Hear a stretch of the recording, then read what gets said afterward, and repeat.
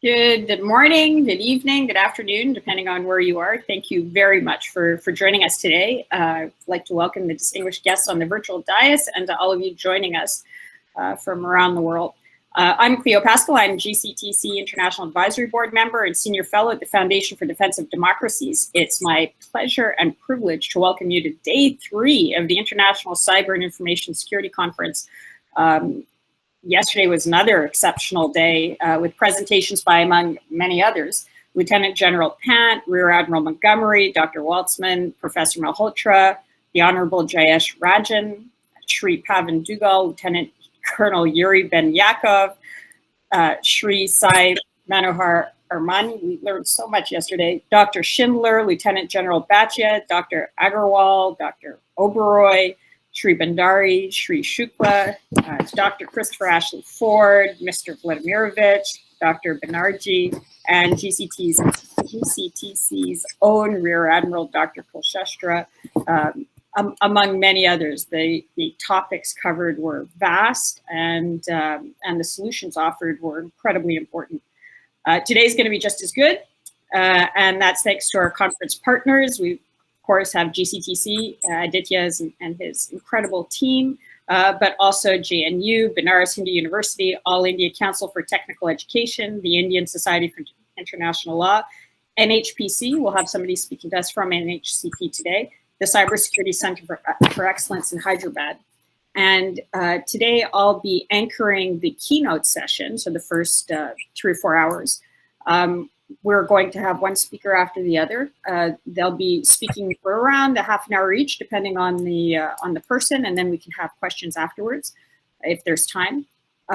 Today, during the session, we'll have Lieutenant General Syed Atta Hussain, who's unbelievably great and interesting guy, Dr. Sadir Kamath, Srimati Savitri Srivastav, Shri Ravi Sankar from RBI, Dr. Rajendra Kumar, we hope, we're waiting to hear back from him, Shri Vivek Agnihotri, Shri Alok Vijayant, and we are starting with Mr. Jonathan Granoff, who GCTC knows very well. We're very grateful to him for staying up so late. It's 12:30 in the morning. He's president of the Global Security Institute, as well as senior advisor to the American Bar Association's Committee on Arms Control and National Security, and has served as vice president of the NGO Committee on Disarmament at the United Nations. He serves on numerous governing and advisory boards, including the Lawyers Committee on Nuclear Policy, the Lawyers Alliance for World Security, the Jane Goodall Institute, the Bipartisan Security Group, and the Middle Powers Initiative. Mr. Granoff, thank you very much for joining us. You have half an hour to use as you wish. Take it away. Thank you. Oh, sorry, you're on mute. Sorry, sir. Cleo, thank you very much. And Aditya, thank you for all the effort of your team in putting this together. It's timely, it's important, it's critically important, and staying up all night is a minor inconvenience when we're talking about the security and well-being of the entire human family, because that's what we're faced with. It's so interesting, the very technology that we're using to talk about our common security, our human security, our global security, is the very technology that gives us the capacity to see the neighborhood as a moral location, as a not just a physical location, because the entire world is now integrated into one community because of the cyber world, because of mastering zeros and ones. But our capacity to do this obviously impacts the way in which the main institutions through which we pursue security, states, utilize this technology. And states pursue security largely through strategic stability and a somewhat contradictory doctrine of the pursuit of military advantage. So I want to talk a little bit about cyber world in relationship to those concepts, and particularly as cyber world relates to the greatest threat we face, which is the use of nuclear weapons. So the the main phenomena that cyber world creates is not only does it accelerate its own capacity to influence and impact our lives, but you can't think of it simply as a plumbing system in which the water is information, because it actually changes the architecture of the institutions and the people using the technology with as much a radical change as the printing press changed the way people saw themselves and communicate with each other and created institutions. It is very unlikely that we would have been able to move from the city-state system in the 17th century to the nation-state system without the printing press. The people in Lyon did not speak the same language as the people in Normandy. In order to have a France, you had to have a language with a grammar. And that evolved almost entirely because of the printing press. Before that, you didn't have the capacity to have that kind of identity. And I would pose that the capacity of the internet and cyber world that we live with today, so as part of the very architecture of our daily lives, weaves us together in a global grammar that's unprecedented in human history. It provides the wherewithal for us to deal with the global threats that challenge every single person on the planet: the pandemic, protecting the climate, ensuring the viability of the health of the oceans to provide oxygen, and so many other threats that impact every human on the planet that will require a new level of global cooperation. But presently, despite the fact that our economic and financial systems of the world are so highly integrated, despite the fact that our scientific community is so highly integrated, despite the fact that our arts and culture are so global in so many ways, that science is so readily available and so much treated the same almost everywhere in the world. Medicine is almost the same everywhere in the world where there is the wherewithal to provide it. The way security is pursued is based on military and national perspective to a large extent. So we have to look at that, and that's what this conference has mainly been focused on, and rightfully so. However, it's important to understand the psychological, cultural, and epistemological impact that the cyber world creates. One, it privileges operational thinking. It privileges fast thinking. It requires fast thinking. It speeds up decision making. It organizes our activities according to its needs rather than our using it only as a tool. It impacts the way in which we organize our information and organize our social institutions. I mean, very simply, because of the pandemic, people are now working in a completely different manner. And information becomes a higher valued currency than land acquisition. So the cyber world not only becomes a tool for us, but to some extent, and it may increasingly become so, we will become a tool to it, especially as artificial intelligence becomes more evolved, and we rely more and more on decisions that will be made efficiently by machines, which will learn faster than us, and we will believe that they're more accurate than us. Anybody who uses a GPS in their car soon discovers that they very quickly stop relying on their memory and maps and just listen to the voice telling them where to turn.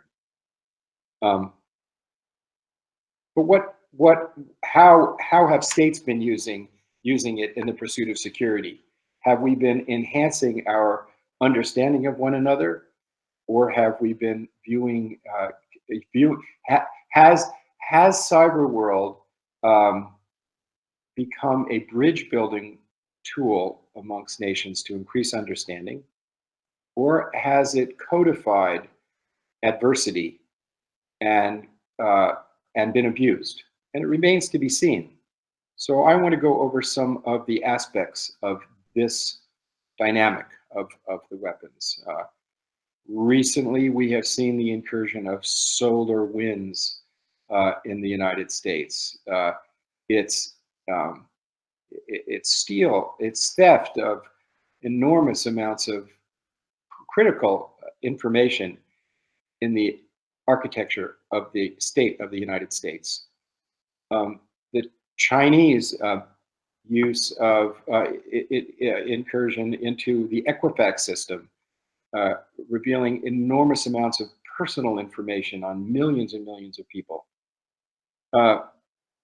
The Office of Personal Management was hacked in 2015, giving the personal information of the relatives and references and personal backgrounds of over 22 million government employees. Between 2012 and 2016, the U.S. Army did a study, and they found that they had over 1,000 very open vulnerabilities in the system that was used to integrate cellular, radio, and computer networks around the globe. The Government Accountability Office concluded that nearly all of the weapon systems in our Pentagon's 1.7 trillion purchasing pipeline has glaring cybersecurity holes. It's shocking.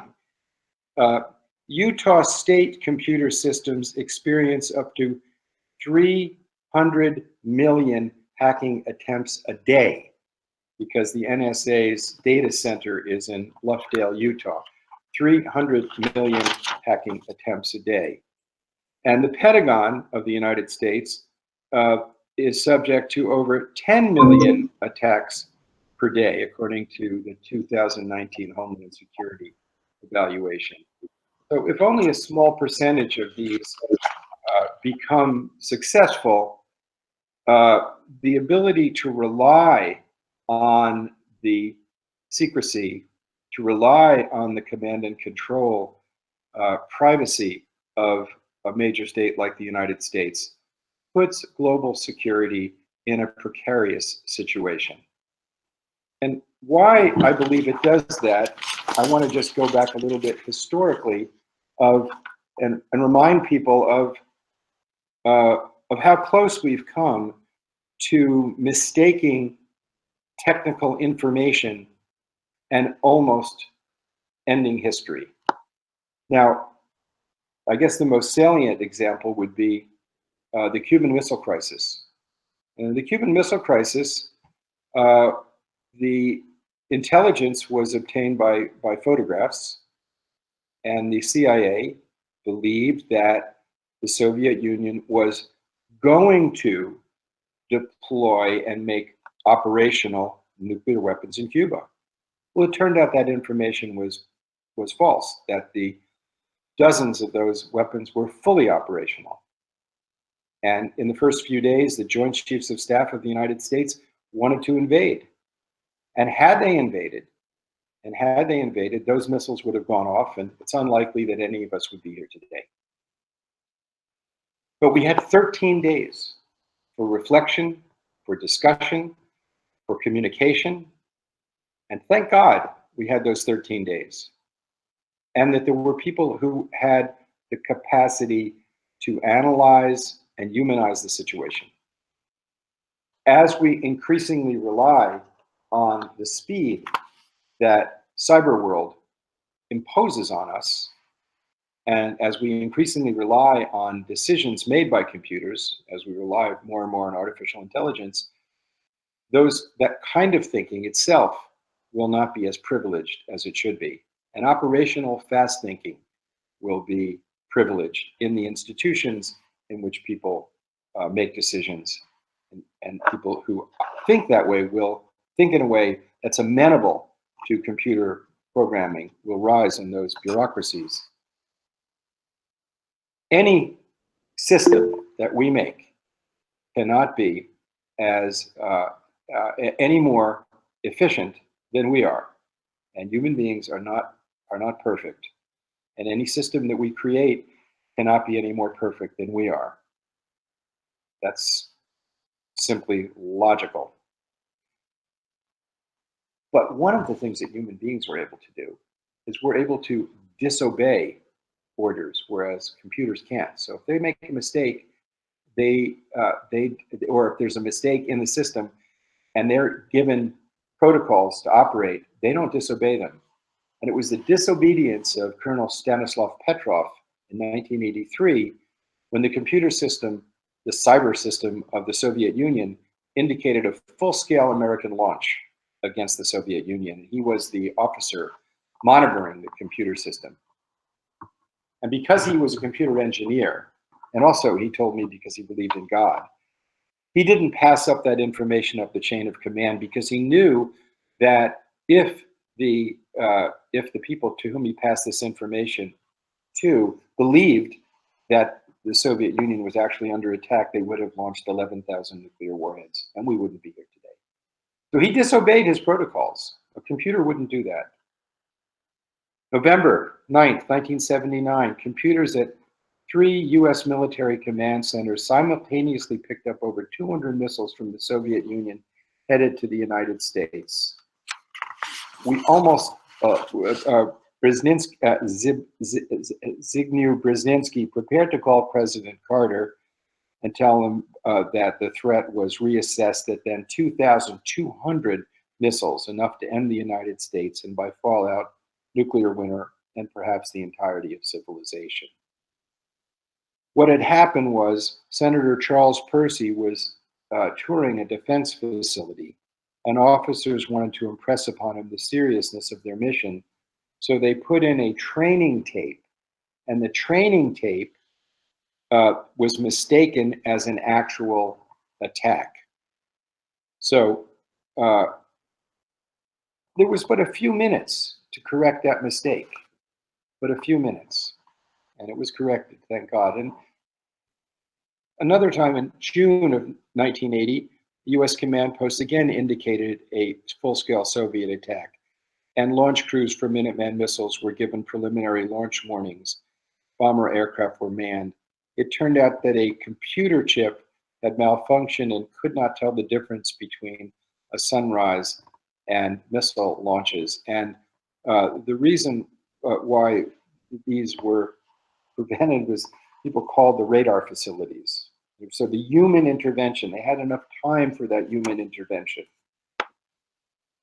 On August 30th in 2007, a US B-52 bomber was mistakenly armed with 6 nuclear warheads and flown more than 3 hours across the United States.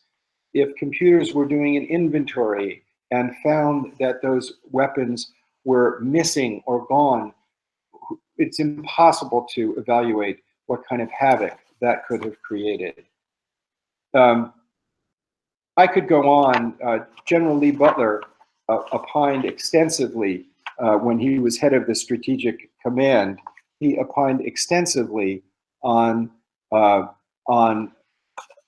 the irrationality of relying on these systems. Ronald Reagan said 6 minutes to decide the fate of humanity is utterly insane, and that's what helped drive him in Reykjavik to try to get rid of nuclear weapons. But now, I don't know in depth because they're not as transparent, the policy protocols of Russia or China or North Korea or India or Pakistan for that matter. But the nuclear posture review, the last nuclear posture review that was done by the United States, included as a rationale for the use of nuclear weapons if there was a cyber attack on the command and control. of the United States. And that would be a rationale for the use of nuclear weapons in response. Now, we all know that one of the dilemmas of cyber world is the capacity to spoof a system and the capacity of actors to act surreptitiously, to act opaquely, to hide their identities. And so we've yet to see, for example, the very real danger of a cyber spoof that creates a dramatic downturn in economic markets that could be exploited by criminal syndicates that short the market, knowing that the spoof of the market by using a cyber criminal activity would create dramatic downturns in the market, and shorting it, they could reap trillions of dollars. We haven't seen that, but what we have seen is various non-state actors, terrorists trying to hack into systems, and we have seen effective hacks into systems. We know that the cyber operations of the United States have a policy of forward deployments, and we've been able to track actual incursions into the systems in the United States, and we're going to see more of this because, as James Martin, who was one of the creators of the internet, wrote the book in the 1970s, The Wired Society. He's the guy who gave $100 million to Oxford to create the Center for Global Threats. He said that that offenses will always outwit defenses.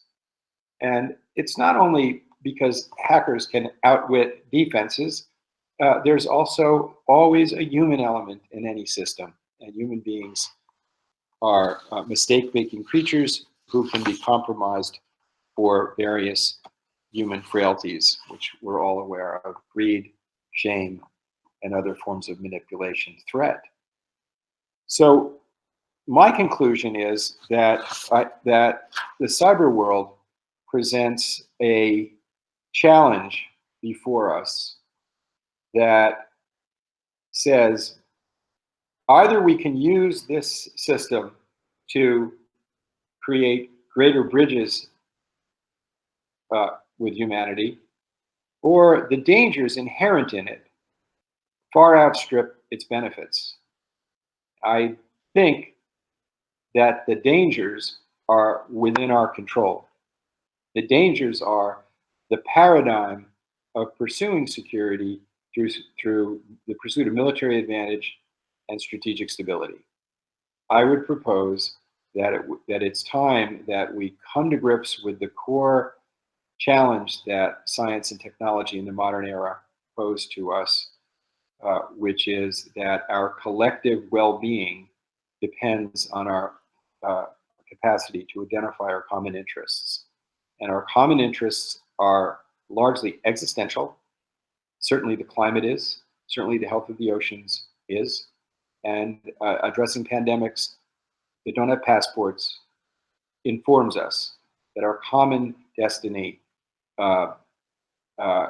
compels us to use this technology, not for military purposes. I'm pleased to say that the open-ended working group, despite all predictions, actually came up with a consensus document about 14 hours ago, which I think bodes extremely well because nobody expected that to happen.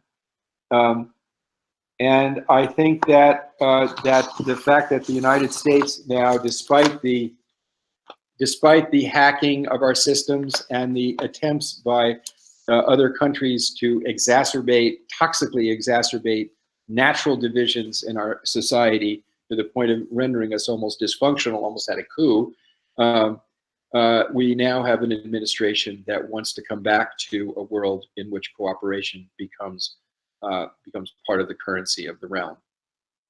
In the 1890s, the people that were selling the world on Gatling guns made the argument that Gatling guns will put an end to war, because who would send their youth into a barrage of metal that the Gatling guns provided? World War I demonstrated the folly of that belief. The technology did not provide the wherewithal. It always comes back to the same conclusion, that Albert Einstein and Bertrand Russell and Joseph Rotblat, some of the people that created the science that allows us to have nuclear weapons, said in their famous plea to humanity, remember your humanity, forget the rest. And I would say that cyber world, if there's any technology that forces us to come to grips that our capacity to harm each other is going to accelerate rapidly when artificial intelligence becomes normative, when biometrics become evolved, when quantum computing becomes normative, which are right around the corner, our capacity to do harm with smaller numbers of people and less time to do more damage will accelerate. And we have this window to use this technology the way it's being used today, to improve our communication, to improve our thinking, and to improve our humanity. And again, I thank you for this privilege of being able to share these thoughts with you. Thank you. Thank you very much, Mr. Granoff, for a little bit of optimism embedded in what could be a very problematic future. We only have time for one question. So Neha Ramesh, would you like to ask your question?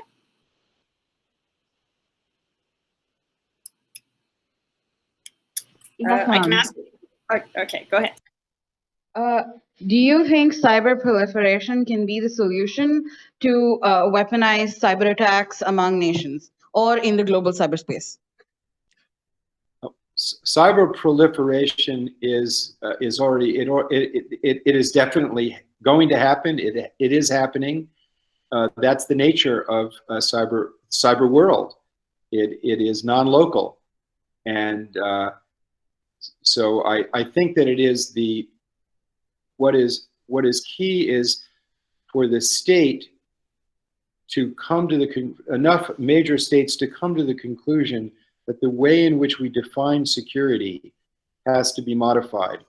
Sovereignty is very important, just like cities are important to make nations, but there's a series of global challenges that cannot be ignored that require new levels of cooperation.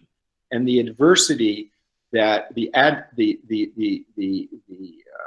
codification of adversity is something that we have to get over and use the cyber the tools, if they're basically machines that we have, to use these tools to build bridges rather than pursue a military advantage or the illusion of strategic stability.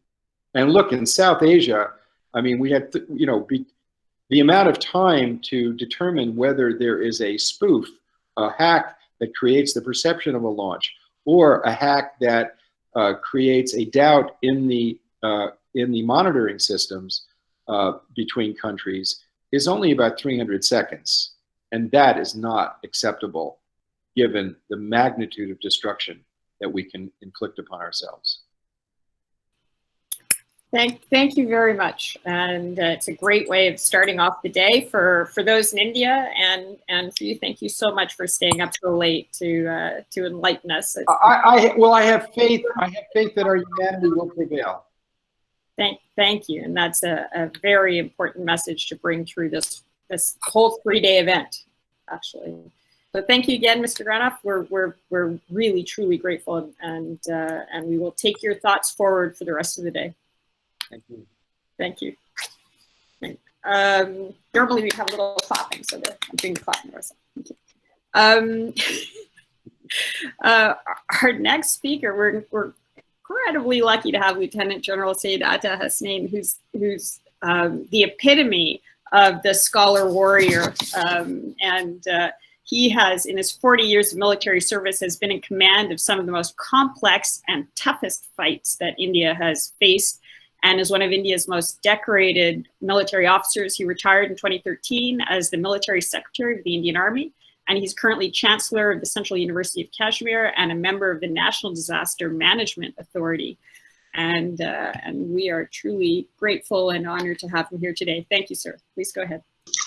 Thank you, Claire. Thank you very much, and thank you, Aditya, for having invited me for this wonderful webinar. And may I also give my compliments to my fellow panelists.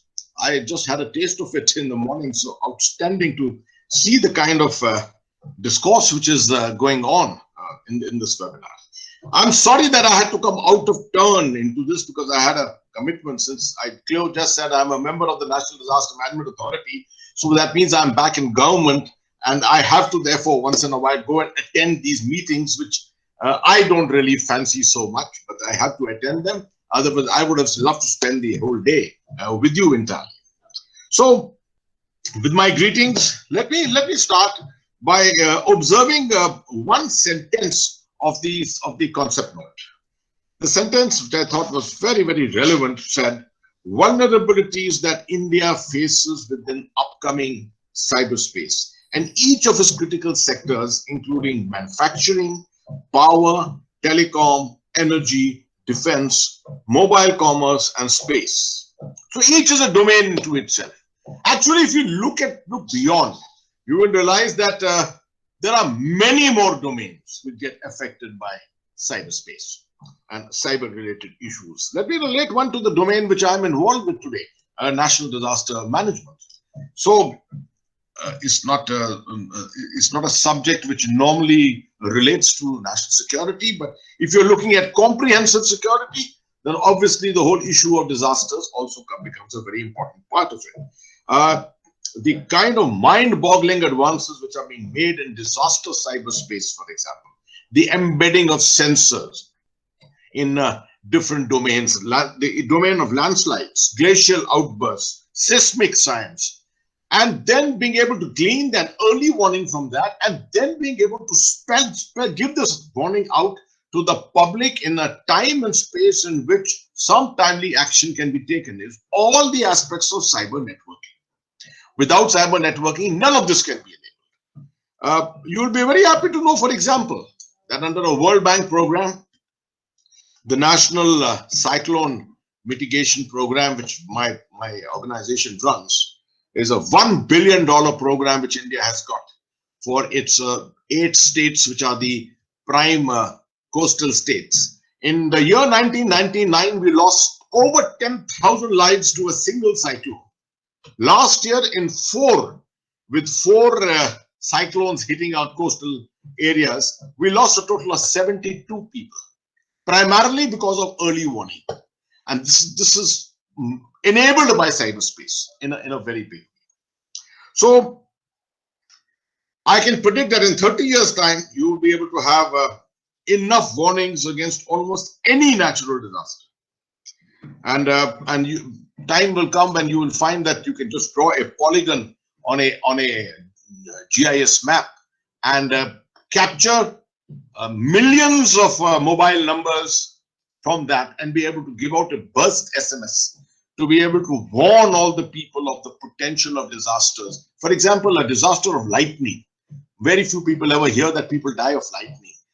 Many people die of lightning in rural areas. And if you can give a warning of up to about 30 minutes, which is possible today, of a potential strike by lightning, then you can save that many lives.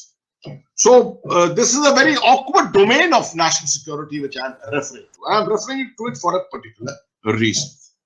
That the whole aspect of defense also, which has been mentioned in that sentence, which covers all the domains, there is no doubt about it that defense forms a very, very important aspect of it. Network-centric warfare is something which I remember in the early 90s that we were introduced to and we were all involved with. The armed forces are deeply involved with cyberspace as far as the command, control, and communication systems are concerned. The whole aspect of situational awareness, which is so important, palm-top awareness, the whole business of tele-scouts, you must be remembering from the 90s, which used to be there at that time, electronic reconnaissance. And now with the war which just took place in the Caucasus, in the Nagorno-Karabakh area between Armenia and Azerbaijan, everyone's talking about drones. And we know that so far, the United States was involved with drone warfare. In the Middle East, we've seen drone warfare. We've seen drone warfare in Afghanistan with controls from Florida, right?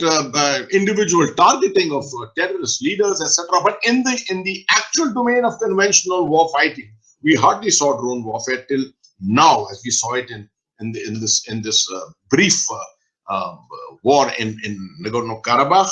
It was almost akin to the arrival of the anti-tank guided missile and the arrival of the air defense systems, which came up in 1973, if you remember, in the Arab-Israeli, the very famous Yom Kippur war. It's almost akin to that. The drones have now entered. How are these drones are all networked?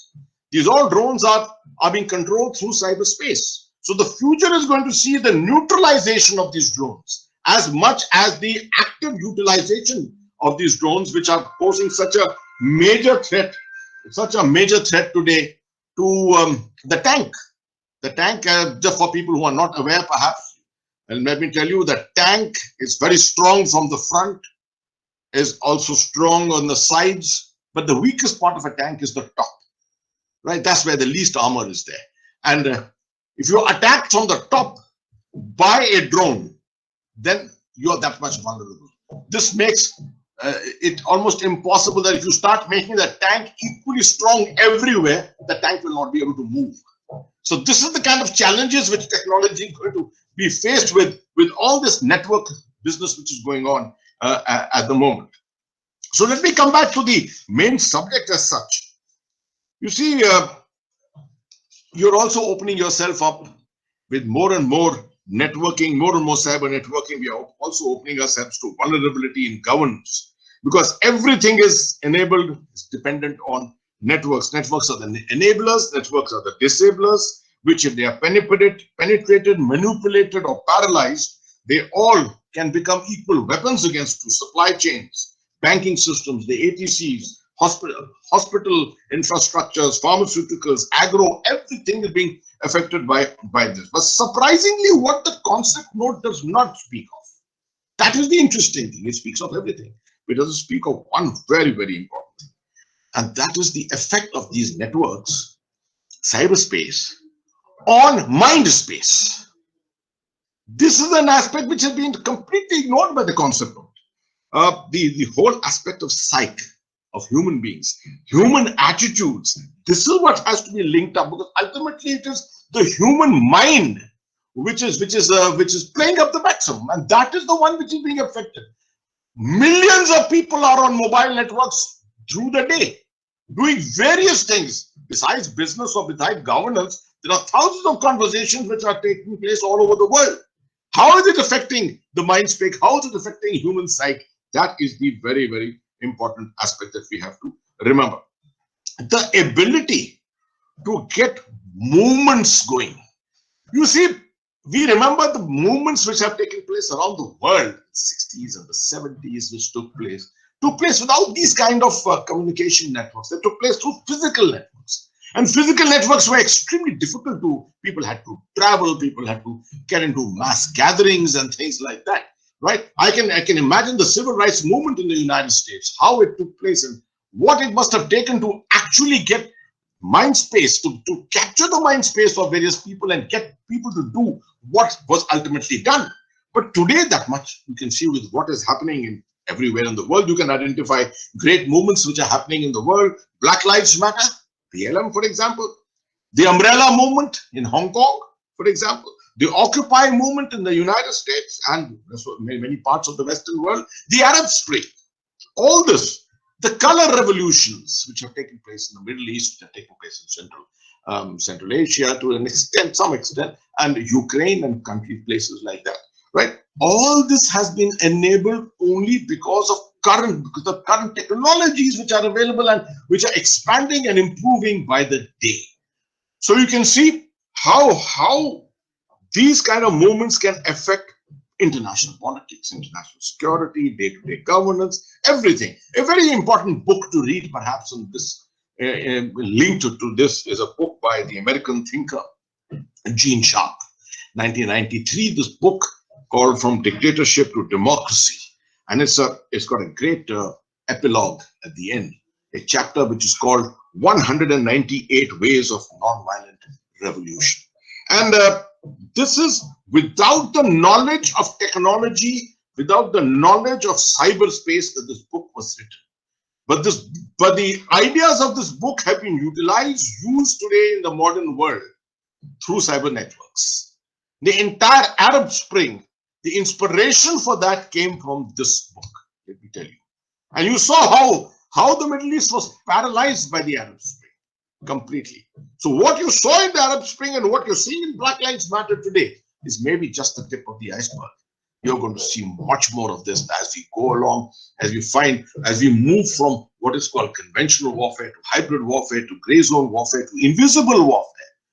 These are the terminologies which you're going to be involved with. Right. You see, I thought I must, as a matter of interest, bring you down to the Indian domain. And since I spoke about this subject called invisible warfare, I just wrote a piece on it the other day in the Chanakya journal, in their dialogues. It's a very interesting website which has come up. I just wrote, and this article seems to have gone pretty viral all over. People are reading about it. I mentioned the fact that we were hit by this kind of network warfare without without electronic networks, without cyber networks. We were hit by this through the 80s, through the 90s, early part of the millennium. And most of us didn't realize it. Whatever happened in Jammu and Kashmir in terms of the proxy war, and everyone knows what is a proxy war. We've got a state on the other side which is fighting a war with proxies here and being in a state of complete denial, right?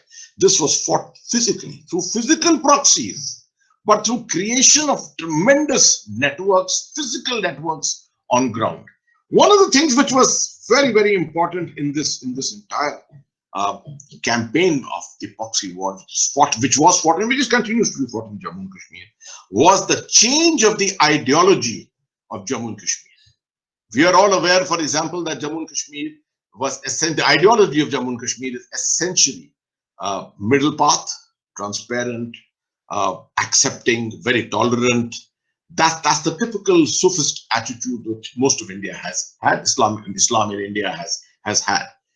This was never to the liking of our adversaries because they knew that this ideology is too close to the Indian concept of secularism, right? So this had to change, and there had to be an alignment coming from the Middle East to our adversaries, linked up to Jammu and Kashmir, so that they are linked by one ideology, a more obscurantist kind of an ideology. How to change this ideology? It took 20 years for this to happen.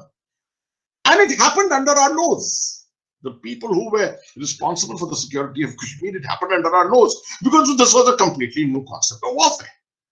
We were all involved with counting the terrorists and counting the terrorists that we have killed and the number of leaders, separatist leaders that we have detained, etc. Nowhere was anyone concerned about what was happening under the canvas, under the radar. And this was without any cyber networks. So you can imagine what can happen if our adversaries had that capability to do it without technology. Tomorrow with technology, today with technology, how much more it is enabled. It all happened because primarily it was a question of setting up networks. These networks were, the question of bringing in a clergy, a changed clergy with a different ideology, bringing it into Kashmir. 800 such mosques changed hands with our knowing it and denying it that this is of any significance to us. There were networks, and today they continue to remain existence in place. There were legal networks. There were networks of the media itself. There were financial networks. There were rabble-rousing networks. All kinds of networks. You have to just signal and something, and that network come alive. And this is exactly what we witnessed after 2008. And after 2016, particularly, with the coming of mobile technology in a bigger way, with the penetration of the internet into Jammu and Kashmir in a bigger way, we realized how this was proliferated and how at the call within 5 minutes, a flash mobs could emerge anywhere. Taking an example of what happened in the Arab Spring. So I thought this is something which we were unaware of, most people. Invisible warfare which happened under our noses. And it's important today we realize it that without technology it happened. And what the potential, the taste of it we got in 2016, 17, 18 when technology had entered. We haven't yet seen where technology is going to take all this in these kind of moments. So we can only imagine what can happen. Today people are sitting happy with the ceasefire on the line of control. Please don't be so complacent about it. Ceasefires on the line of control are happy situations, but what is happening deep inside is all enabled by networks, is all enabled by cyberspace. That is what we have to be more concerned about. My last bit, when we counter such proxy war, when we counter such cyber war, one of the domains that we have to keep in mind is knowledge. What was enabled in Jammu and Kashmir was because all of us perceived the idea of warfare as man on man, that's troops on troops, weapon on weapon, and that's about all, bullet on bullet. We didn't realize that there is a concept of a 360-degree war which has changed the world completely, comprehensive war, right, which includes cyber networks as very much as an important part of it. So unless you have knowledge back, ideological wars of tomorrow fought on the internet through cyberspace is something that you will not be able to contend with. If you've got a huge gray zone movement taking place under your nose in your country, in your nation, and you don't know the basics of the ideology of that nation, the ideologies which people are attempting to bring into place, then you can have any amount of networks you have in space, but you can't neutralize it. Because you have to use the same knowledge on the same networks or counter networks to be able to neutralize all this. And knowledge is a very, very important thing. Security thinking, therefore, has to permeate into society with the manner in which cyberspace has created or made security an important paradigm of almost every aspect of governance, almost every aspect of human living today. And I think the people who have to really play a major role in this entire thing are the academia, or is the academia. They have a great role to play. Normally academia likes to think back and think that research and development is just about their work and nothing else. Academia has to be the one which has to enable the society to be able to fight back, if it has to fight back in this domain at all.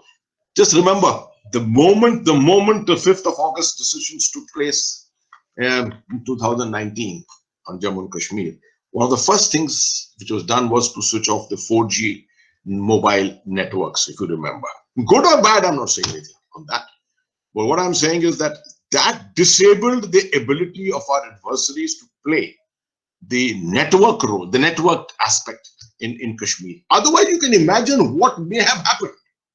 The physical networks, the electronic networks, cyber networks, which were all already in place, could have all gone viral and could have neutralized all the gains we made on the 5th of August 2019. So now that 4G has been opened up, this is something that we have to be aware of in any of these places. Why Jammu and Kashmir? Anywhere in the country. Every domain today with networks in place, with cyber networks in place, every part of the country is equally vulnerable as an area which has got a historicity behind it in terms of turbulence and security. So I'll stop there and see, I've still got maybe 5 minutes or so. If Theo can be, so you can get any questions. Thank you so much.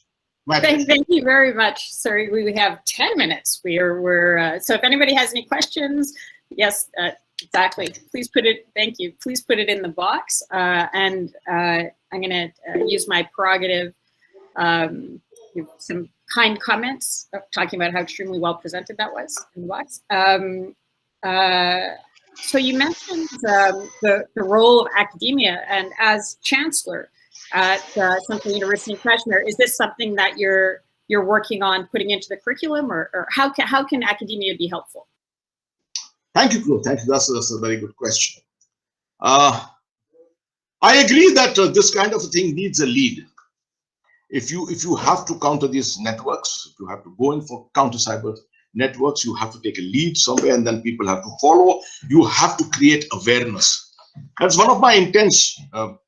Being a chancellor, although as a chancellor you are not really in an executive role, but yes, you can warn people, you can sensitize people a lot. For example, let me state very clearly one of the things which I'm very keen to do, and which I'm not being able to do so far, but I'm sure we will be able to do it. One of the issues in Jammu and Kashmir is that the Union Territory of Jammu and Kashmir has two segments, Jammu and Kashmir. Now, you are aware that the Kashmir portion is a Muslim majority area. The Trans-Pir Panjal area is a nebulous kind of a demography. And then as you come into Jammu, you have a Hindu majority area. Now, historically, over the last 30 years, of course, earlier also it existed, but over the last 30 years, because of conflict conditions, there's an awkwardness in the relationship between Jammu and Kashmir, right? Among the people of Jammu and Kashmir. I'm always one of those who believes that this was a very good decision to keep the two entities together as a union territory, because there are great stakes between both of them in terms of business and education and all kinds of things. Historically, the whole thing together. So how to get the people together? How to bring them together? I thought the Central University of Kashmir, of which I'm the Chancellor, and the Central University of Jammu, of which Mr. Parthasarathi is the Chancellor, the very famous Ambassador Parthasarathi is the Chancellor. We can make our universities the platforms of interaction, right?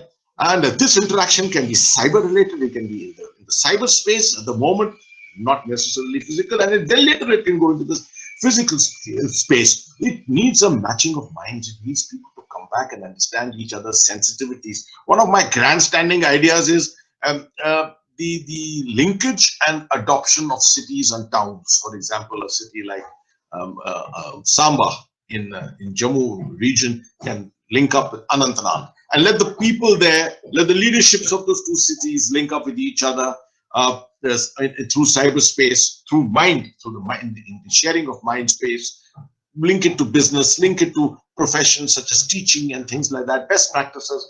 And these are areas in which cyberspace can be used very, very positively. Unfortunately, most people, the moment you start speaking of cyberspace, everyone starts looking at all the negative aspects of cyberspace and how it can be used against you. It has been used against us, and it will be continued to be used against us. But I think we should be more, focused on the aspects of exploiting it for our positive gain.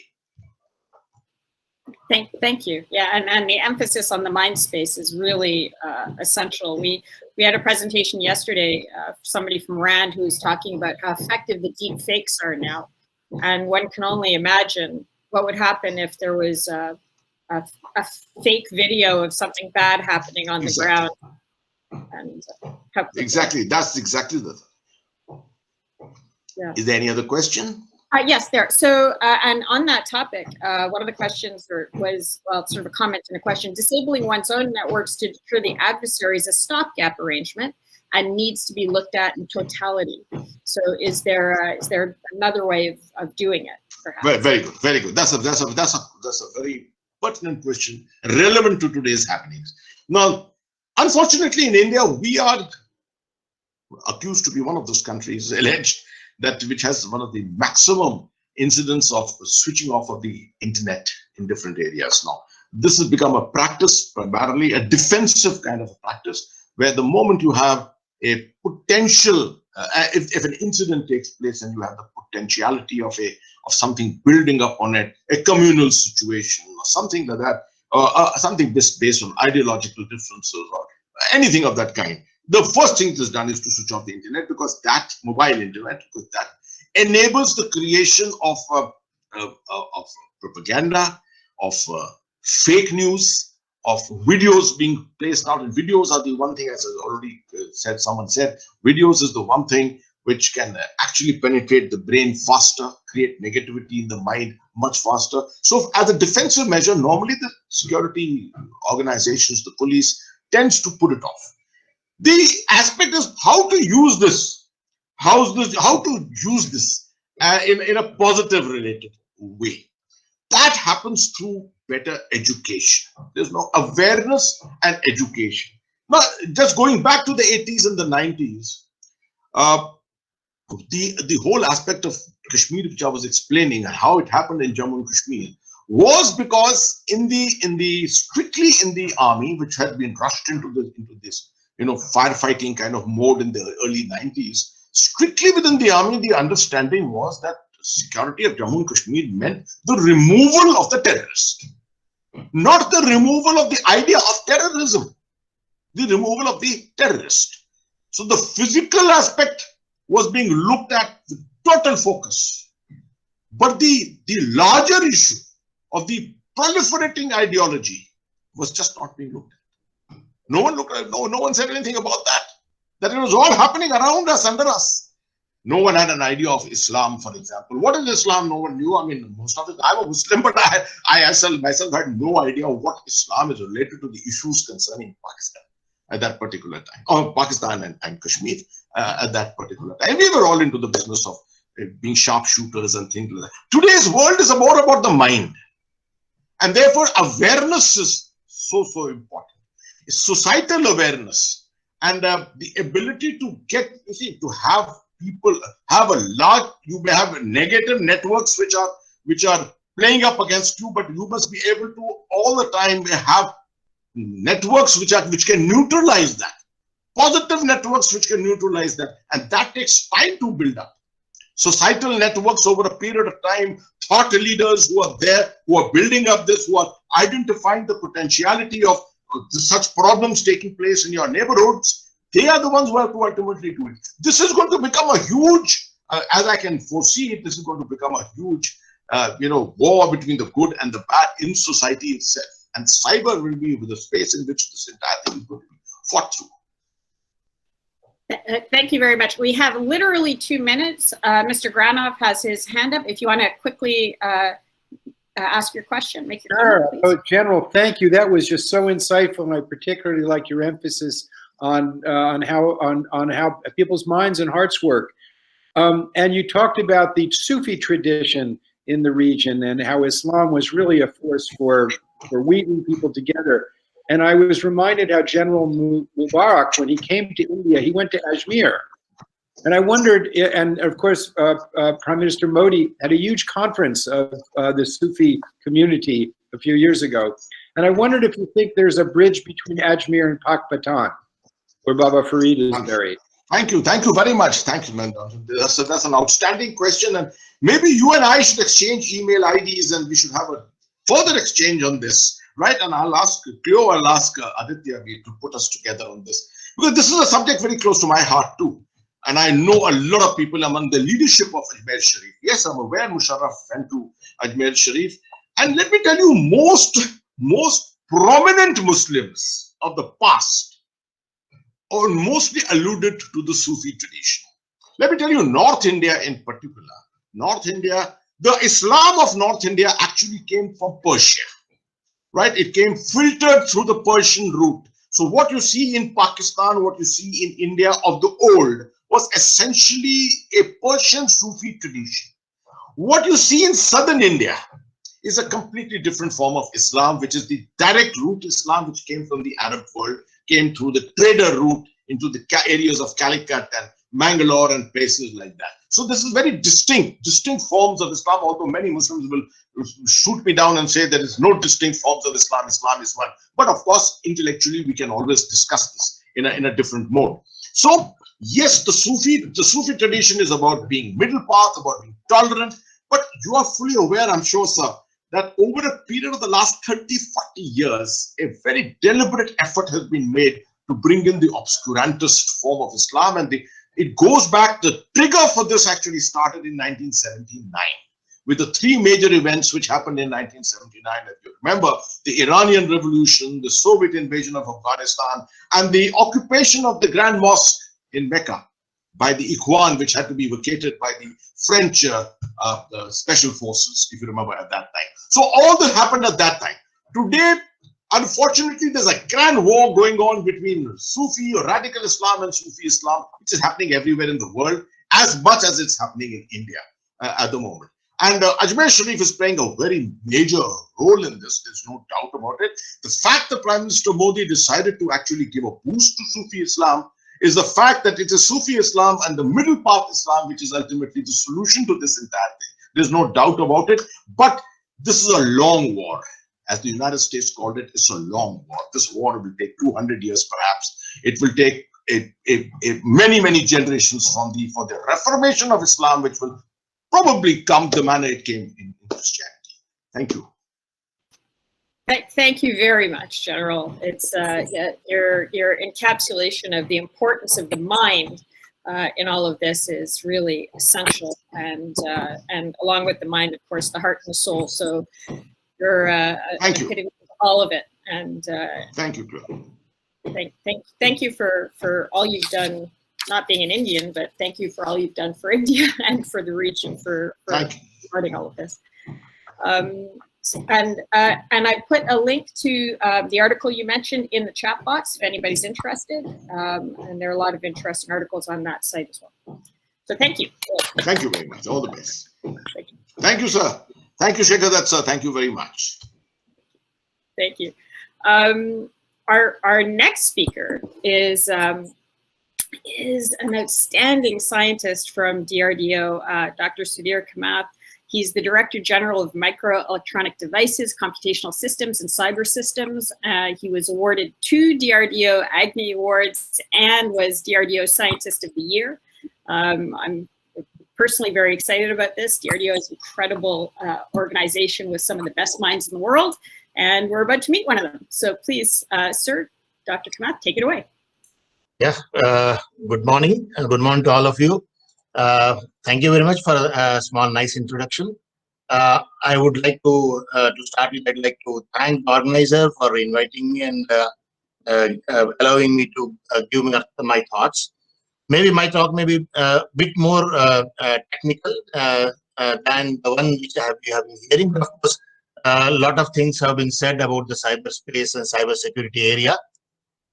I'm going to talk about the R&D and cybersecurity and why it is needed. As you all know, that there are generally 3 conventional dimensions of any battlefield: land, sea, and air. Of course, the space is the one which is getting added. But if you see carefully, all of them has boundaries of their own, and we need to really focus on those landscapes where we need to fight the battle. But when you come to the cyber, which now it is called as a 5th dimension of battlefield, as it has been already said by earlier speakers, the 5th dimension is cyberspace, which does not have a boundary. And that is where the challenge comes. And the challenges are so much that I think as the technology is going forward, I think the challenges are going to be more and more. So let us say why the cybersecurity R&D is required at all. As you all know, I think it has already been said by a number of speakers earlier. The internet plays a significant role in most of the national critical infrastructure. Now, I think in Indian scenario, if you see, we have smart cities. Maybe the power grids, communication, of course, is getting wider and wider. Monitoring and banking system is becoming again dependent on the network, complete network, and so on and so forth. Number of applications are increasing day by day. And under this scenario, it is very much necessary that we make the adversaries will try to use the weaknesses of these systems, the network space, to exploit it for their own purposes. And it has already been said earlier, since now most of the equipments and the systems which is being used for the battlefield are all becoming net-centric, and it is also becoming day by day intelligent. And it is again not having, unlike earlier days, maybe First and Second World War time, they were all manually driven systems. Now it is computer driven or automatic or maybe remotely controlled systems. And it is when it happens that way, then it is always by the network systems which is being in place, and various technologies which I'm going to talk about is getting used. And more this is getting used. It is necessary that as a country, we need to have some policy in place, keeping that in mind in India at least. Now, the national cybersecurity strategy is being evolved. I think you might have seen in the news recent time. The NSC's office is working on that, and the proposal of national cyber security strategy is very important, and it has been already said in earlier speaker that it is very important that we need to introduce the awareness among the people. As you are seeing that the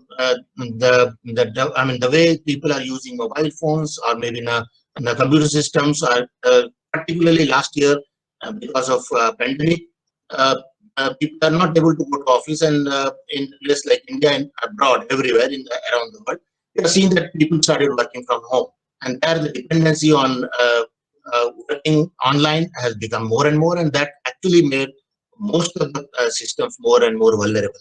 And keeping that in mind, it's necessary that we should also create awareness among people about cyber issues, cyber security issues, and do's and don'ts which people should strictly follow if we really don't want to get back into that. Keeping that in mind, this national cyber security strategy has been evolved in India also, and that also gives some indication about how we should create a national malware repository. We should also have develop a national cyber risk register or an information sharing mechanism or analysis center. So in case there is an attack, how do you actually get the information, and it should be registered and it has to be analyzed, and the information should be shared to various stakeholders so that they should not also get into similar problems. There is also necessary that national cyber security help desk need to be placed, and all these things are part of the national cyber security strategy which is being evolved. It is likely to be approved by the government shortly. Now, what are the challenges when you say the cyber security? Cyber space we are working for every domain. The challenge is, as you all know, that if you have your own mobile, each mobile may be at least connected to various 5 different types of network systems. Similarly, since because of all these gadgets are becoming affordable and available easily, we also need to work. I mean, for a day-to-day life, as you know, the banking system is mostly online now. The healthcare is also slowly becoming online. The transport, the energy, of course, it is not so much in India, but I think it's also picking up.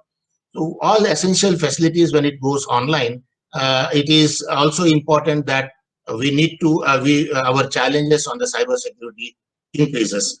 And as it is rightly said, that when the infrastructure is having manifold requirement, and as you all know that it has been said by the earlier speaker again, that since everything is remotely controlled, and in case, I mean, it's not necessary. I think I like the example what was given. A tank may be as a battlefield system. If tank may be a very robust system in the front, but in the back end, if that it is vulnerable on the cyber, because it is again having a lot of gadgets, which is having connectivity to other net-centric systems, and that becomes vulnerable. There is no point in having a robust tank which actually becomes dysfunctional. And keeping that in mind, the challenges are increasing day by day.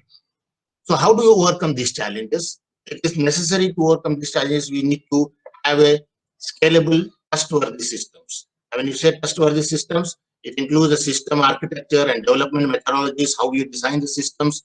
It need to be very carefully designed to ensure that it is quite trustworthy and it is not vulnerable to outside cyber attacks. It need to have part systems which we should have, and we, as you know, that the threat of it is inside. It can have an insider threat of malware or botnets, etc. So keeping that in mind, I think we need to have a proper design of a system need to be taken care of, including the components which is being made in-house. How do you build it? We need to have, of course, the hardware which we are developing should have lightweight cryptography or physical cryptography systems, which need to have, based on the inherent complexity of non-scalable electronics and photonic systems, or maybe physically unclonable functions. Systems also should be made. The system which is made also need to be tamper-proof or trusted. The architecture of the secured flow of management and control planes should be controlled properly. The scaled identity management need to be kept in place. We should have a trusted supply chain, and we need to also monitor the various cyber incidences. as we become more and more dependent on cyberspace, you all know that the data is stored in the data centers and things like that. So we need to have security for data centers and so on and so forth, because we need to. In fact, I think it was also said about the disasters which have been. I mean, we have been so far looking about natural disaster, but if there is an attack on cyberspace, it can be a real disaster as a system as a whole, and we can actually it can jeopardize the whole society or as a nation as a whole, and that has need to be protected properly. And keeping that in mind, we need to have various components, as I said, cost components, and it should be designed very well. And the use of information assurance technology to mitigate the risk is essential. We need to also see that end-to-end approach to IA, what you call information assurance, is very much essential. Only by doing that, not only doing that, but also we need to have a periodical security evaluation and security audit as far as cyber security is concerned. Like the physical security we do, we need to also regularly do a cyber security audit. By doing that, I mean, that is just to mitigate in case of any cyber attacks. Now, why this why the necessity of cyber security is there? We all know that, as I have already said, that almost all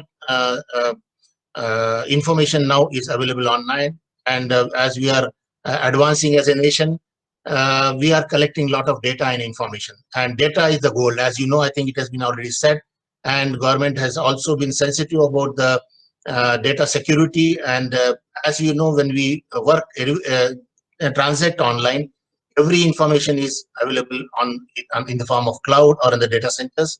And as India is a huge nation with a large amount of population, it is also necessary that personal information should also be protected. And that is where I think the need of the hour is to have a technology and products which are designed to collect and harness the data. Services are rolled out to analyze the data. You all know that Google or Uber, Amazon or Zomato or any other online services available directly or indirectly, they are collecting data, and then data is available in various forms. And it is necessary that as a country, we need to protect this information. And it cannot be, we cannot say that it is needed as an hour. Actually, it needs to be done almost immediately. And to do that, safeguard the critical infrastructure is very important, and ensure the survival of critical services in case of security attacks need to be taken care of. The alternate communication infrastructure to support the critical network infrastructure is also very much necessary to looking into the scenario as it is being developed. Now, to take care of that in India, number of efforts have been made, in a modest effort have been made. As you know that it is important to have not only network security, but also to have endpoint security. Keeping that in mind, various agencies have been developing secure telephone, secure mobile sets, or secured applications. Of course, secured SATCOM terminals in case of a SATCOM communication. All endpoint protection point of view, we also are working and developing various bulk encryptors or IP encryptor devices, so that at least on the network the information is secured. And also the information policy enforcement is being done in the network, and that needs to be more strengthened more and more. And that is how we can probably, as a country, we have started various agencies, government agencies, and even now with the government support, the private industries are also been roped in to build up this infrastructure to secure the cyberspace in the country. Now, we have been seeing up to 3G, maybe up to 4G, but as you all know, as the communication technology is advancing, the next generation communication is looking towards higher network speed, convergence of infrastructure to provide a multitude of services such as data, video, and voice, all coming together. Most of the services available on cloud, and it is when the data speed is very high, you see that we have a tremendous opportunity. It becomes more and more vulnerable that when your information is available on the cloud and network speed is high, we can download huge amount of data at a very high speed. And that is what I think makes the life more challenging. Similarly, we need to have, we also are having various systems which is coming up, like network systems, like even the 5G is coming into place, where the network speed, and even in with the advent of the terahertz communication, though its communication is secured, said to be secured point to point, but still there is large risk involved. And as we go in higher technologies, the network speeds are going higher and higher.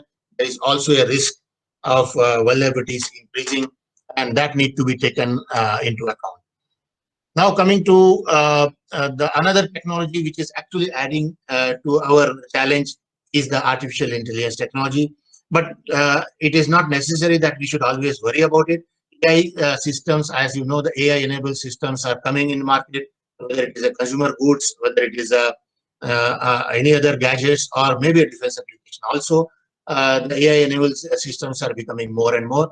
And when that is happening, similar technology, it is also possible to use to our advantage to secure the cyberspace. As you can know, that AI system can also be designed to learn to adopt their behavior by analyzing how the environment is affected by these previous actions.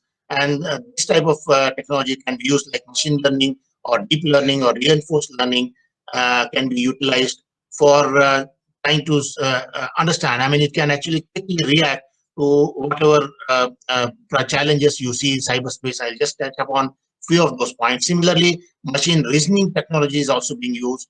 Robotics, as you all know, that self-driven robot also has a lot of AIs, which also have their own sensors, actuators, which can be activated by artificial intelligence. Now, how you can use AI for the cybersecurity? AI is now considered a crucial playing a crucial role in the cybersecurity, protects the site from attacks, and identifies quickly the new threats, because it actually, if you make the system learn with the existing malwares and things like that, and any changes which it can detect much faster than what can be detected by human beings, by our natural intelligence. And that is how there is a chance that it can speed up the process of noticing the attack. It is beneficial in preventing a full-scale breach being unlatched. So since this can detect a very minute changes, what it can detect in the information, and that is where I think the detection of any attacks can be done in very much in advance, and that will help us to secure our cyberspace. Next thing is, of course, this particular type of detection will have a very good advantage in future for us. And of course, to enforce these things, we need to have proper software in place. We need to have a high performance computing in place. The data centers with all the information, as I said earlier, in the cyber security, cyber strategy which has been involved. We are also talking about malware repository, where we can have our own database, and in case any citizen or any organization find some particular suspicious mails and things like that, they can actually analyze very quickly using the AI technology, or in case of their any breach, it can be detected much earlier, and that can secure our data as well as our cyberspace. Now, another technology I'd like to, before I conclude, I'd like to also touch upon, which is coming up now, is a quantum technology. Now, quantum technology has another dimension to add. It has got we can have quantum technologies can be utilized for communication, computing, for simulation or sensing, and things like that. We are all seeing it earlier that I think Google has been talking about 72 qubit computer, and earlier it is also, I mean, IBM spoke about 50 qubit computer and things like that. And as we go higher qubit size, the computing speed is going much higher. Of course, the algorithms and the software which is comparable to quantum computing need to be developed. That may take some more time. Maybe this particular decade, as it has been said, may be crucial towards this direction. And when we talk about the quantum technologies, specifically for defense or cyberspace, then it is very important that I think we should also venture into quantum computing space also, which already government has in principle agreed to fund on this quantum technology, which has been pursued by one of the government organizations. And quantum communication is the one which is actually one of the most important things we need to work upon as far as cyber security is concerned, because this is where we need, if we have, in spite of having a conventional way of cryptography, it is said that with a computing speed which is available, this can break the encrypted signals and information can be easily available for the adversaries. And similarly, once this becomes reality, it is also necessary the quantum algorithms need to be also developed quickly. And post-quantum cryptography is one of the challenging tasks we need to work upon. And these are the things which it is very, is being pursued worldwide, and in our country, in India also, activity has been initiated at various places as a quantum technology activity, which has been already approved by Union Budget, as you all know. Now, coming to the application for the defense in particular, if you talk about secure communication, unconditional future safe secure communication is required, because in fiber or space or satellite, we need to introduce that. Quantum network need to be placed. Quantum cryptography, as I said, and post-quantum cryptography need to be developed. You all know that recently, even as a DRDO, we have in a modest way demonstrated the quantum communication, QKD, for a short distance of 10 kilometers, and we are targeting to take it much higher in near future to come.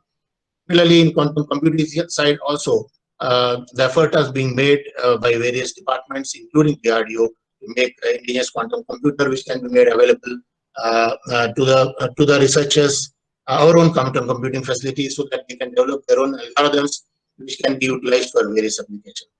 Now, keeping in mind the defense application point of view, when we talk about entangled photon or single photon, we need to have also quantum radars need to be developed slowly, quantum sensors or quantum actuators, which is very, very important for various defense applications.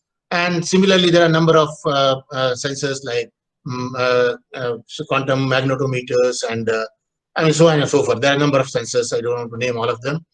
So these are the number of challenging tasks is there in place. And as far as cyber security is concerned, a lot of research activity need to be carried out.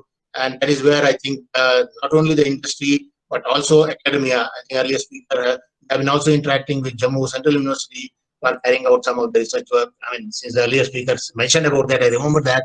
So the role of academia and R&D establishments, along with industry, need to come together to meet this challenge of cybersecurity in future for the country as big as India. Thank you very much. With this, I would like to conclude my talk. Thank you very much. Thank you very much, Dr. Math. I know why you won that Scientist of the Year award now. That was very interesting and comprehensive, and gives a bit of an insight into the challenge of keeping up to date with all of these developments in those many, many fields. People are welcome to post their questions, and in the meantime, I'm going to ask one, if that's okay. At the recent meeting of the Quad, there was an announcement that there would be a task force set up for the 4 Quad countries, the US, India, Australia, and Japan, to work together on new technologies. So is this a way of sort of burden sharing with some of these new technologies, or for security reasons? Okay, thank you very much for that question. Of course, this the 4 countries coming together, because I am part of the DRDO, the Defense Research. So, of course, we are not as part of those discussions as of now, but we have been interacting with Japan or US with some of the technologies, front-end technologies, where we can collaborate and we can work together. And now I cannot do the details here in this platform, but of course, some of the futuristic technologies we have been working with advanced countries, and with all limitations, we know that, because when you talk about advanced technologies, everybody want to see what they have and what they can gain from others' experience, and that is how we have been working together. That's a very, very diplomatic. Thank you. Thank you, sir. One of the questions we have is, do we have any indigenous technologies for quantum computer technology? Okay, thank you for that question. Yes, we have been working. Probably, I think there is a targeted mission which is being initiated, where probably along in the MIT or CDAC in India. And we also, I think you might have seen last year, there's a young scientist lab created within DRDO who is working on quantum technologies. They have been working along with these agencies to quickly develop at least few qubit quantum computing network, and probably sometimes this year end or maybe next year beginning, we should be able to come up, and that's what we are guessing. I mean, things are moving in that direction, so that we can come up with a cloud, quantum computing cloud, which can be utilized by the Indian researchers. Of course, there are quantum simulators which is available online by Google or IBM, which people have been using. But as an indigenous effort in a modest way, because in India we have still a lot of limitations of funding and things like that. So with whatever funding is available, we are trying to do our modest. Thank you. Yeah, and this was actually a topic that came up yesterday, was that India certainly doesn't lack talent, but a lot of that talent is being poached by other countries. So yeah, do you have any recommendations on how to deal with that? In fact, I would like to say here, I think you may be aware that there is an initiative on quantum technologies which has been taken, where a number of academia, researchers, and various R&D centers are coming together. And as you know, in the Indian budget last year, 8,000 crores have been declared, and then towards that direction, I think the quantum computing mission is going forward. And the proposals have been taken from various institutes, and including DRDO and other government departments. And we are trying to pool these resources. But a major challenge is we have talent, and we need to now develop the human resources trained to this technology, because there's hardcore physics and quantum physics, and not many people are working in this area. But there are a good amount of researchers who are available, excellent people available. Like, I can give some example, like maybe University of Science or Raman Research Institute and things like that, or IITs. There are researchers who are there, but then we need to actually build a fresh manpower in this technology area, and then only we can give the thrust on this activity. Plus, the investment is required to create a huge infrastructure, and with the infrastructure and the human resource available, I think we can push this technology much faster.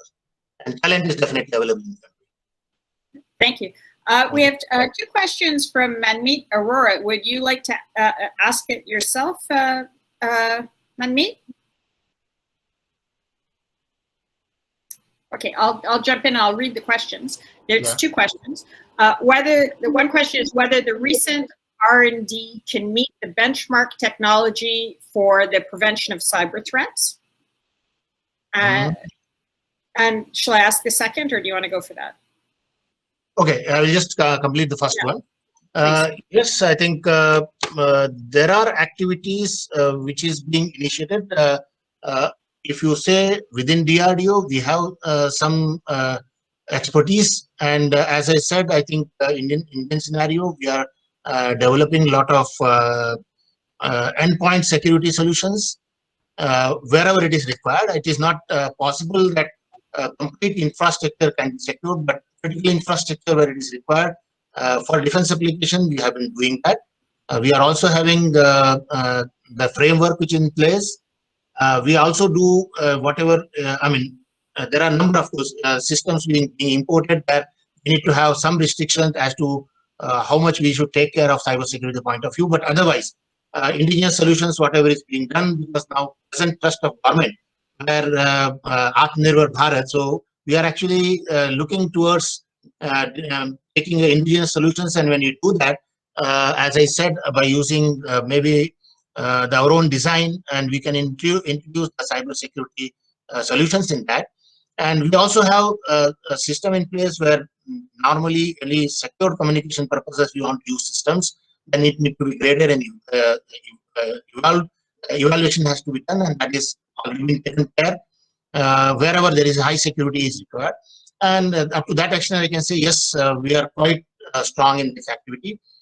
And as far as IT product is concerned, again, the framework has been made, and of course, this is a huge exercise need to be done. It cannot be done only by limited organizations. So, for such IT product assurance test level testing, we are looping in industry and other organizations so that we can have a test facility. We can actually do at least minimum test to see that the IT products are not at least secured. If not fully secured, at least we are assured that there is no major risk. That's what we are trying to do at present. Thank you. Sorry, I have some allergies. Yeah, there are more questions. I'm just going to jump in quickly because I remember, just to follow up to what you were just mentioning, when India banned the Chinese apps, there was a discussion, which was a great move, and I think woke up a lot of us around the world to how pernicious those Chinese apps were. There was talk about DRDO maybe having a project to start to fund the creation of competitive apps, so that there could be more. So did that happen?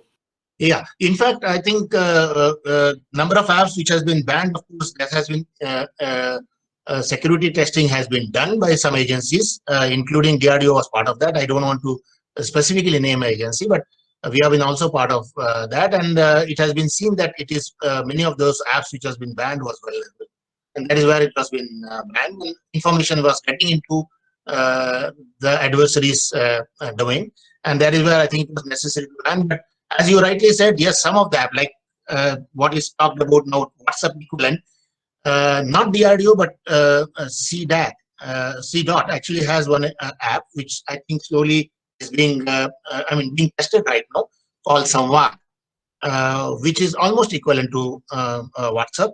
And I think some of the agencies are using it, and this testing is being done.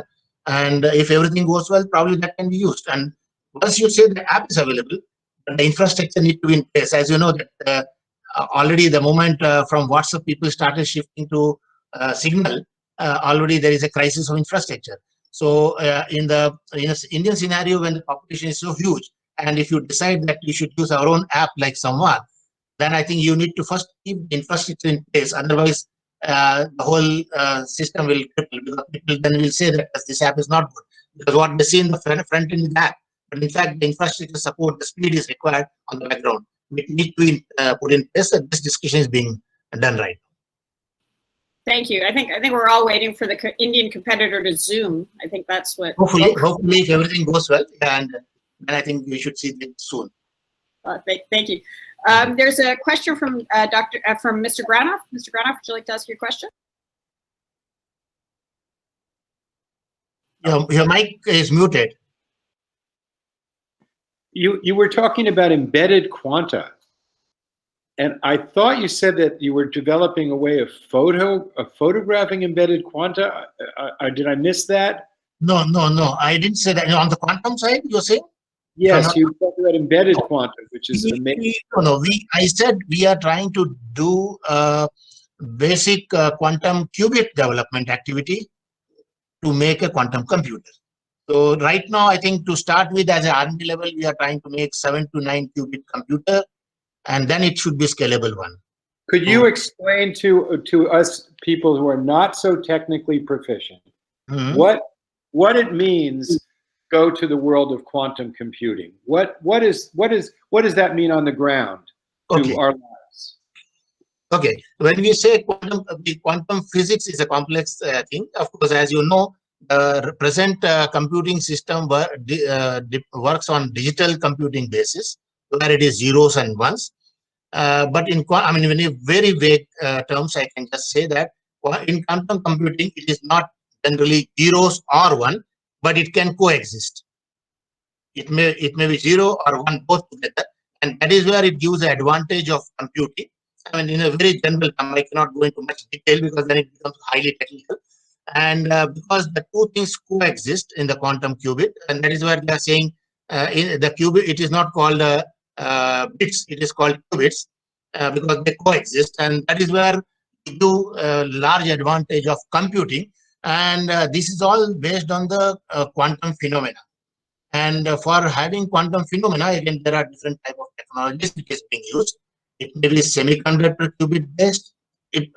Broadly, it can be semiconductor based, or it may be and different technologies which is being used. Again, I don't know how to say it when I have to be non-technical.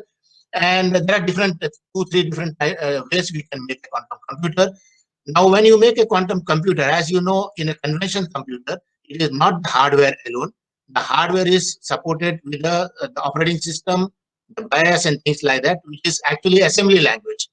Now, that basic assembly language, and then generally the operating system, which is again a higher level languages. Here also we need to develop equivalent algorithms for that, the programs which is compatible to quantum phenomena, and that is being developed. So it is not that easy that you have a quantum phenomena in place, quantum qubit in place as a hardware, but it has to be matched or supplemented or complemented with the necessary algorithm to see that the computing happens.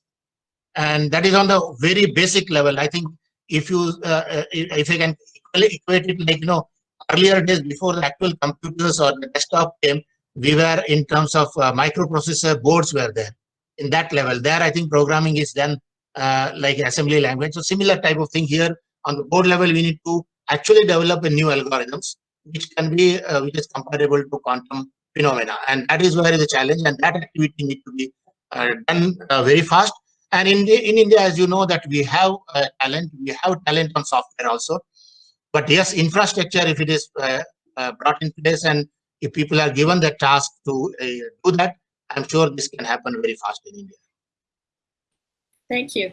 Yeah. We have a question from Mr. Uniel, which is, can we expect some security products for critical sectors?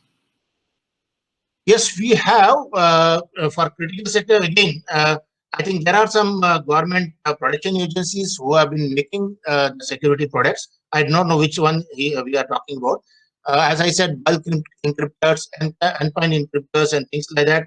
A number of solutions that way, and which is being used in various defense applications, and somewhere where you need to have a secure communication or secure data transfer and things like that. So there are devices which has been developed and it is being produced, but mostly it is being used by defense services.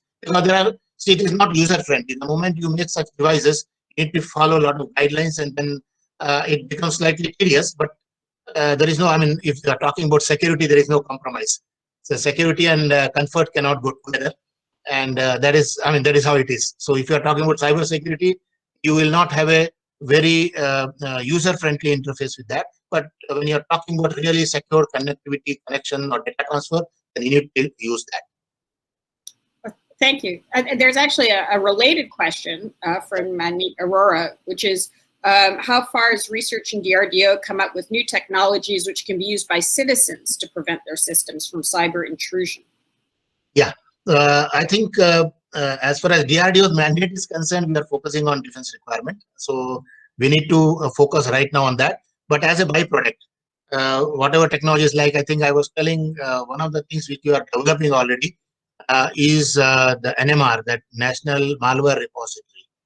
That can be probably shortly. I think this may also is just coming up as a cyber security strategy, and probably this may be made open to the public, so they can actually see that whether any mails or any links they get, whether there is vulnerabilities there or not, that can be publicly seen. That, a smaller way, that is one of the activity. But hardware point of view, I think DRDO has been doing the job, but we need to industry need to come forward in a big way to produce these systems. Then only it can be utilized by the people, by the other sectors. And that maybe slowly it is coming forward, because government is also focusing on, Indian government in particular is focusing right now on developing all this technology and producing in-house. When you talk about business houses, they also look for the profitability, and for profitability, the volume production is important, and for volume production, you need to have that much demand. So, and for demand, awareness of I mean, demand will come when the people are aware that why they should use this. Otherwise, generally the thinking is that when I get it connected, simply why I should bother about all these gadgets. So that is where I think it has been said earlier that awareness within society is very, very important on cybersecurity. Generally, as you know, particularly in 2020 when the lockdown happened, fortunately or unfortunately, small children are getting connected online because of their online classes. Maybe many of them may not be aware of the repercussions of cyber issues. They may be just attending classes and then I don't know. There may be some mails coming, some inputs coming, and they will just get into that. And they're the most vulnerable people because children are mostly innocent on this technology. And that is where there is a risk. And we need to work. And that is where I think the awareness creation within the society, including the school children, is very important in the present scenario, I feel. Thank you very much. A question about just a structural question, because yesterday we had an expert from the government of Telangana, and so you're a national organization, but there's a lot of work being happening at the state level as well. So is there a mechanism for coordinating that to ensure that gaps don't come into play and there isn't redundancy? No, when you said state level, within local Indian states you are talking about? Correct, yes. Yes, the security agencies who are taking care of cyber security, they are actually percolating down to the state level also. Okay, so there's cooperation between the state governments. Yes, I mean, it's slowly developing. Yes, I understand. Maybe a few years back, or maybe 5-10 years back, it was not so good. But as the things are getting connected, I think this network is spreading, and I think this is improving definitely. That's great. Yeah, I'm from Canada, which is also a federated system, and our provinces aren't communicating so well. So I think we can learn from you on that one. We have another question about talent, which is, does DRDO need more financial support from the government to improve its infrastructure and foreign collaboration to improve its technology? That's also from Manmeet Arora. Yes, I do agree. Because challenges are plenty. New technologies are, as you said, as I have given only 3-4 of them today, but there are similar type of challenges are in all other areas. So yes, we need to have more and more funding, but I think this is not the forum to discuss on that. Maybe I think collaborations, yes, we are slowly opening up. We are also discussing, as I said, with various countries. India has very good collaboration with different countries. Thank you. So this is the last question, again from Manmeet Arora. Quantum physics needs trained manpower, and as such, there seems to be a dearth in the courses available in the universities. You yourself brought up the issue of education for the young kids, but is there a way of improving the talent pool or growing the talent pool as well? Yes, I think on the lower level, you all know. I mean, if you see Indian scenario, I think many of Indians are here. Maybe this is worldwide phenomena. People have been drifting towards software. Now, you tell me one, how many students from the undergraduate or school level, they really focus on hardcore science like physics or, things like that, physics, chemistry, and biology, mathematics. Nobody wants to work because that is not that easy. Probably, I think the percentage of people who are going towards basic science are unfortunately dropping down. I think this is the phenomena all over the world because there is an easier path available towards the IT side, towards the software development and things like that. Of course, there are challenges. I'm not saying that's easy, but compared to the basic science, that is much more easier. And that is where I think we need to create, I think as you're right, whoever is asking this question, I'm sure that it is very much important that we need to create the interest on the school children, on the basic science. And the importance of basic science, because without the basic science, all these technologies which has come up, it's not possible. And quantum technology is one of such. So as it is rightly said, if you want to really have a course and a manpower development on quantum technology, people need to have a background of basic physics and basic mathematics. And for that, I think we need to create some interest in terms of maybe giving a general talks or maybe the application point of view, or maybe because the students get interested only when you link the science with the ground reality or the requirement in the field. and that may be making them more interesting to work in this area. And that is one of the way. And as I said, National Quantum Mission, which is being initiated, which is in the pipeline. I mean, it should happen sometime shortly. And in that, in a big way, the manpower development is one of the part, and that is the time I think you will see number of universities will start picking up quantum technology courses. I mean, they will start coming up with quantum technology courses and try to develop more, maybe the master's level or on the post doctorate level students, they may start taking it. Right now it is that I'm not saying there are people working, but not in that huge number. But I think that this needs to be multiplied drastically. Thank you very much. That's something to look forward to. And as I said, we're at the end of the time, and we are incredibly grateful for your time. You know, you're very busy, and the time that you spent with us just to give us a sense of what DRDO is doing and what needs to be done is very, very much appreciated. So thank you very much. Imagine there's like 50 of us applauding. Thanks a lot. Thanks a lot for getting the question. Thank you. Thank you very much for your time and your knowledge. Thank you. Bye. Bye. Our next speaker is Srimati. I think is she here? I hope she's here. Yeah, I'm very much here. Oh, there you go. Thank you. Savriti Srivastava, who's the Executive Director and CISO of the National Hydroelectric Power Corporation, which is one of our partners for this project. And we're very grateful both to NHPC and to you for your time. I think you have about 15, 20 minutes, and please take it away. Thank you. Thank you so much, Cleo, for inviting me over. I'm Savriti Srivastava. I'm Executive Director in NHPC Limited. NHPC is a premier hydroelectric power company at national level, and we are the biggest hydroelectric power company in India.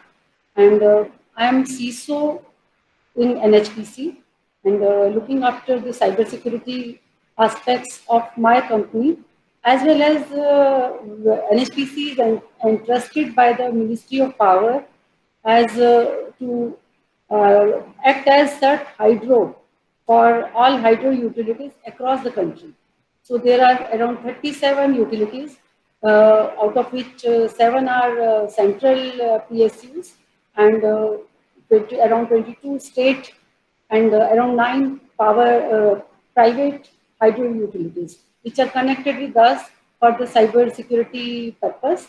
And present now, government has made a steering committee also, in which all CERTs and ministry has been made a participant in looking after the aspects of cyber security in the power sector.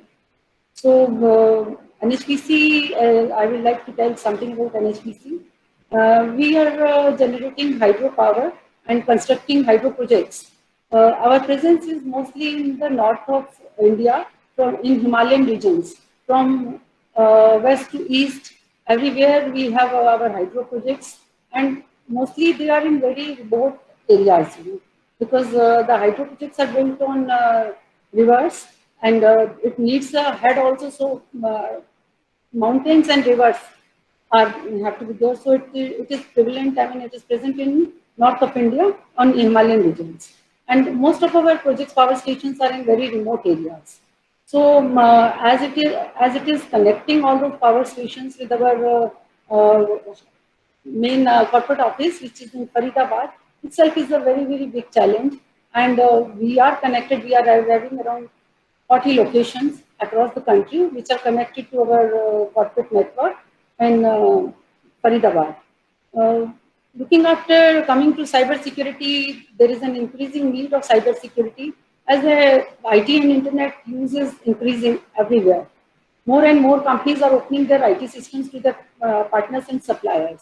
So that emphasizes the need of cybersecurity. Earlier, it was a closed network within your company, you are using the network. But once you open up your networks, you need to secure your network from outsiders.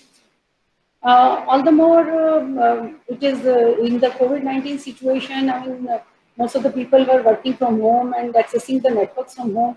The need for this nomadic lifestyle of people, this kind of need from working from anywhere makes it all the more essential to protect our network and resources. While when we talk about protecting our resources, we need to identify which resources to protect and and how to protect. So there is a need for making a policy to plan for protection of our critical information infrastructure and its integration with the business plan and its implementation. More and more, when we talk about our power stations, more and more SCADAs are there to automate the functioning of the power stations. And these applications are increasingly becoming the target of cyber attacks. Historically, we thought SCADA systems relied on air-gapped networks and non-standard protocols to protect them from attack. Increasingly, these networks also are being connected to the corporate network and thus internet. Therefore, there has been advances in using standard networking protocols for communication. So this makes it, these changes have made SCADA more available for attackers to target from anywhere of the world. Moreover, a lot of IoT devices are being used every day. The number of IoT devices is increasing. So that also makes the networks more vulnerable from the control perspective. The critical nature of these systems also makes these them as target. Attacks on cyber space can have physical, through these systems, they have physical manifestations also. It is not only that they are targeting your data or something, they can attack our working of the power stations, attack the machines, take control of the machines. So this causes disruption of physical services for whatever motive. These factors have combined to increase the number of attacks against SCADA systems. So we need to protect our SCADA systems. Increased connectivity and demand for remote access is another reason. 24/7 access for engineering operations or technical support means more insecure or dropped connections to the control systems. The number of cyber attacks are increasing on these power utilities and power installations. Maximum, I think, when they are targeting, the energy sector is one of the most targeted sector in this industry. There are a lot of cyber attacks which have taken place on power installations. There are dozens such recorded incidents having occurred amongst other countries in Europe, US, and best known is the one in Iran. Stuxnet had affected that, and Ukraine blackout. So there are a lot of attacks which have taken place in on power installations. India has this thing is national power connected power installations are connected through national power grid.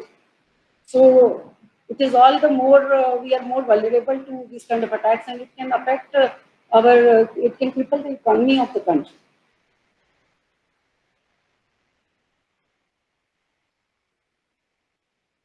Lot of attacks do take place, but out of these only very few gets reported. Approximately 54% attacks don't even get reported. So that also is one of the reasons why there are no learnings from the earlier, attacks. 2020, we have seen that people were accessing the networks from anywhere and from their homes and all. So the number of attacks in 2020 were many. Around, I think, 7 million attacks have taken place in during this time. So this is, this is what affects the economy of a lot of countries, and pharma sector is next most targeted sector now. The impact of cyber attacks on power sector happens through three different methodologies. Like our generation sector, if they attack some generation sector, they can take control of one power station, and only it gets focused on that power station. So the generation of that power station gets affected. But if it affects the transmission and distribution sector, then they can take control of grid and substation control, and supply disruption will happen. And if they take control of the network, theft of customer detail and frauds can happen. So we need to secure our infrastructure and our resources.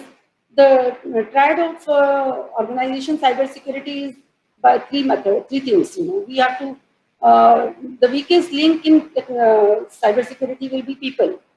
People could be hackers, insiders, or business partners. And another aspect which we need to look at while securing our resources is processes. We have to have processes in place to identify, analyze, and all these things so that we can protect our infrastructure. And third is which is also very important, is technology. Technology has to be there through which we can, stop the attacks from happening, or record the logs and other things. A lot of places where we can deploy technology to protect ourselves. So to secure our SCADA, we need to have some strategies. We have to have strategies to secure our industrial control systems. There are seven strategies to effectively defend industrial control system. One is implement secure remote access. Mostly in control systems, the vendors, sometimes the OEM, they want access to the system. So this has to happen in a very secure manner, and monitor and respond in case we identify any activity happening on our some kind of access being different type of traffic happening to the control systems. We should monitor and respond. And the third is managing authentication. We have to have very limited people should have access to that, and passwords should not be shared, and this should be accessed in a very authentication should be done before accessing this. Defendable environment has to be built, and attack area should be reduced. And most important of this is ensuring the proper patch management, proper configuration and patch management. A wrong configuration or a default configuration may lead to weak links or attack to this. And application whitelisting is another thing which when the machines which are connected to SCADA, we have to be very sure what applications are running on that. And application whitelisting is very important to defend our mechanism for SCADA systems. IT/OT gap is one mechanism which everybody thought is very is a method to secure ourselves, but it's a myth. This can be seen that the cyber attack on a Ukrainian utility in December 2015 is considered to be one of the first successfully executed threat on the power grid. The hackers overrode the utility's firmware, deactivated operator account, and deleted workstations and servers. So this is how it happened. The hackers first compromised IT networks in order to manipulate operational technology that controls physical energy assets. With the malware-infected laptop operating within the energy company, IT security parameter, hackers could obtain critical information to install additional targeted malware capable of taking over critical control systems. So this is how these were taken over, crippling the Ukraine power grid. More and more state-sponsored attacks are happening. There are countries who are preparing their cyber offensive workforce, and which are dedicated to this task. So with such dedicated state-sponsored threat, the defense mechanism should be equally strong. So after I have whatever I have discussed is we have talked about the defending ourselves. In my opinion, there are a few takeaways which we need to look at, and our government also needs to look at, is the capacity building. Cybersecurity as a discipline in the organizations to implement and deploy cybersecurity appliances, tools, and technologies, because there is a lack of experts in this area. So every company has to look at this aspect also. And the expertise, certification, and awareness for employees is another key. More budget allocation to this cyber security shall be given by the organizations to defend themselves on manpower, training, certification, these kind of things. Statutory process compliances like ISMS, preparing of cyber security crisis management plan, policies, all these things should be done. We used to look at the defensive technologies also, defensive techniques also. Deception technology is one of the technology which can build security defenses that detect threats early with low false positive with minimal performance impact on the network. So deception technology is one thing which companies can use for identifying the threats. The technology will work for creating decoys, realistic but fake assets. Like domains, databases, servers, applications, files, credentials, deployed in network alongside legitimate assets. This for an attacker who has breached the network, there is no way to differentiate the fake from the real. All SCADA infrastructure may benefit from the deception technology. Another point which comes to my mind is about the affordability of the solution. Cybersecurity solutions to be made affordable by government, providing subsidies on various technological implementations. Because if we cannot spend so much on the cybersecurity technologies more than our IT budget. So there has to be some cap on the amount we spend. Maybe the technologies which are coming for securing our cybersecurity, providing cybersecurity, the government may provide some subsidies or some affordable technologies should be available. Or maybe some indigenous technology should be developed which companies can use. Otherwise, taking all the technologies and implementing in the organization is not really feasible. And another point which comes to my mind is the confidence in the cybersecurity sphere, the company solution providers and the service providers. The persons we hire or the companies we hire have to be some kind of certification so that we have confidence that they will not fiddle with our network or our appliances or our equipments. So that no additional threat comes through these things. Threat analysis based on organization own domain in addition to global threat intelligence is required to be part of the routine job. While most of the utilities are aware of the risks associated with cyber security, inconsistencies still exist in their ability to invest in OT and IT cybersecurity controls. Mostly utilities lack the dedicated talent needed to review cybersecurity infrastructure, including lack of budget. Induction of fresh talent pool for every power plant with dedicated SOC investment is required, which is an expensive proposition. Creating a cybersecurity vertical with enough manpower and budget support will be needed by the organizations. Maybe government can issue some guidelines on this, which help the organizations to take a view on this. Last of all, I will say that we must look at cybersecurity as a competitive advantage. If we are able to build our organization, provide cybersecurity, make a cyber secure organization, this gives confidence to our customers and the industry across. So that's my. Anything else? If anybody wants to ask a question, I'm here to answer. Thank you very much.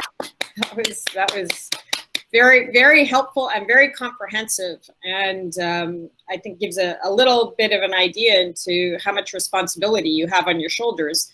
It's a huge challenge, and it's fundamental for so many people to keep the power running, and also to keep the dams safe.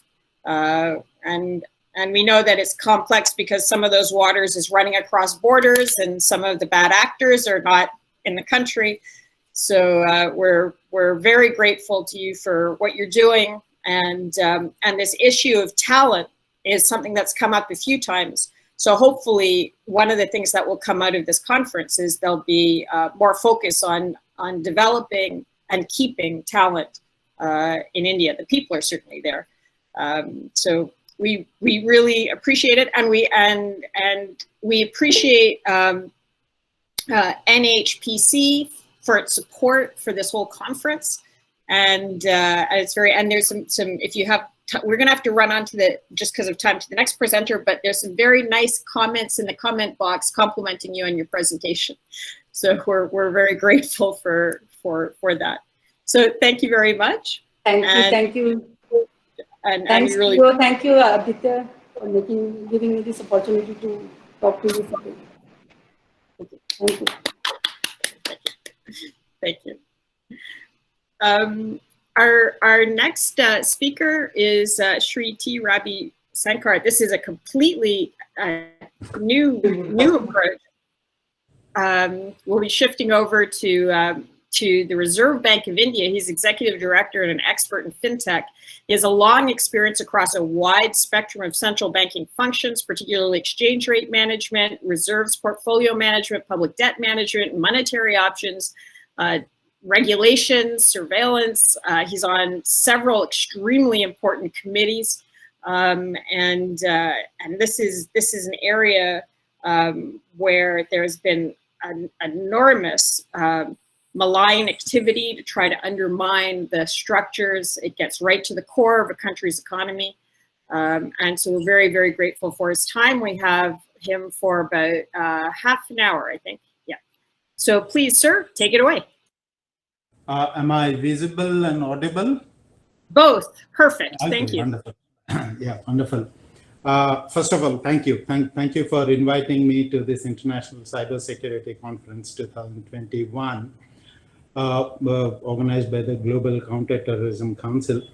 I will, as I go forward, I will probably try and limit myself to the sector where I work, which is payment systems. But but that has also been one of the areas which has, which is one of the more significant areas that are being targeted from the point of view of cyber threats. Anyway, to start off, in Macbeth, Hecate or Hecate, depending on how you pronounce, the goddess of witchcraft, she says, and you all know, security is mortal's chiefest enemy. It was Macbeth's belief that he's invincible, that no one can touch him, that ultimately leads to his downfall. And we, I guess one can trust Shakespeare to sound topical even after a gap of 400 years. The statement, which is, when you feel secure, you let your guards down. This can well be the mantra for cybersecurity. You have to be always prepared. I thank the opportunity to be able to speak on this subject. Years of reputation and years of hard work and establishing businesses can be brought down by a single incident of security breach. And in the realm of security, no safety measure is adequate or excessive. Technology knows no physical or political boundaries, and such attacks can occur from any place across the globe. The only way to handle them is to be prepared, and preparation needs to improve with time and evolve with experience. Your own experience as well as the experience of others. From that point of view, conferences like this, other established interactions, established methods of sharing information is extremely crucial to have a proper system to deal with cyber threats. Preparedness is not an event. It's not like you can say, fine, I'm very well prepared now. I have used all the best tools that are available in the system. My people are aware. My management is clued in, on the issue, and you cannot basically rest on the fact that you have all these things. It is not an event that ends. It is more a process. It has to be a way of organizational life. I will try and contextualize these points, in the area of payment systems. Banking, as you all of you would know, is basically about dealing with other people's money, and banks are institutions of trust. While the basics of banking, which is accepting deposits, extending credit, and facilitating payments, these three functions can broadly be told as the basics of banking. While the basics of banking have remained the same, digitization over the last decade in particular has revolutionized how banking services are delivered. Quite some time back, probably about 10 years back, I remember a statement from an erstwhile chairman of the US Federal Reserve, Paul Volcker, saying that the only useful innovation that has come out of banking system in the last 30 or 40 years is the automated teller machine. I'm sure even he would agree the way technology has improved in the last 10 years, the way technology has changed delivery of banking services, that that scenario is no longer applicable. It is visible in credit dispensation. You have heard of, I'm sure all of you know about crowdfunding and other person-to-person platforms. But digitization has been revolutionary in the field of payments. Think of the way unified payment interface in India, the UPI system, has transformed retail payments in India. I mean, 3 years, about 3 years back when UPI, 2016, it came in. So before that, or maybe even 1 year into UPI, the use of electronic modes for transfer was basically limited to, to better educated sections of the population, even among them, the better aware sections of the populations. These days, my milkman or the person who supplies vegetables to me simply gives me his phone number and says, okay, you make a UPI transfer. So digitization has been particularly noteworthy and revolutionary in the field of payments. But with increased digitization, clearly comes the need for better safety and security. As consumers demand and expect more convenience and seamless ease in their access to payment services, risks in the various steps in the transaction chain increase.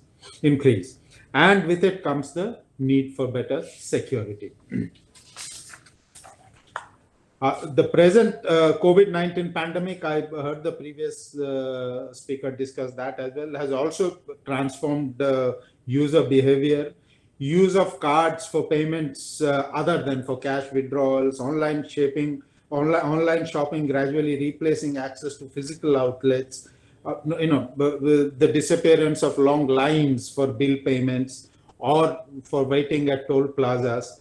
These are all things that are, more and more getting to be the norm in India. Norm in India, and concepts like contactless payments, artificial intelligence, machine learning, robot advisors, chat bots are not merely buzzwords. They have actually been used in technology in various spheres, but definitely also in payments. As many niche service providers have stepped in, the endpoints that need to be secured have correspondingly increased. Cybersecurity risks such as online frauds, information theft, malware or virus attacks are on the increase. Cyber attacks have seen exponential rise over the last decade, especially during the pandemic. As far as payment systems are concerned, the financial market infrastructures, what are normally referred to as FMIs, aggregate transactions, and therefore they are the prime targets for cyber criminals. It is through FMIs and payment systems that banks are interconnected, and this offers a natural channel through which cyber attacks and fraud can be directed. These attacks could expose not only the security of the FMIs, the infrastructures, but also the counterparties involved in the transactions. I won't take much time in explaining the more common types of attacks. I'll just briefly go through it. I'm sure all of you are aware. In terms of data theft, insufficient protection of payment data can prove very costly. According to IBM's cost of data breach report of 2020, the average cost of a data breach in India was about $2 million US. Now it's higher in a richer country like US, where I believe it's upwards of $8 million. But then $2 million itself is a significant average number to be dealing with. Globally, healthcare is apparently the sector that is most under attack, that pays the most. And the average time to detection and containment, surprisingly, is 280 days, which is something that should be of concern to all of us. As per the report, security automation solutions, including artificial intelligence and analytics, and incidents response preparedness shows the greatest reduction in data breach costs.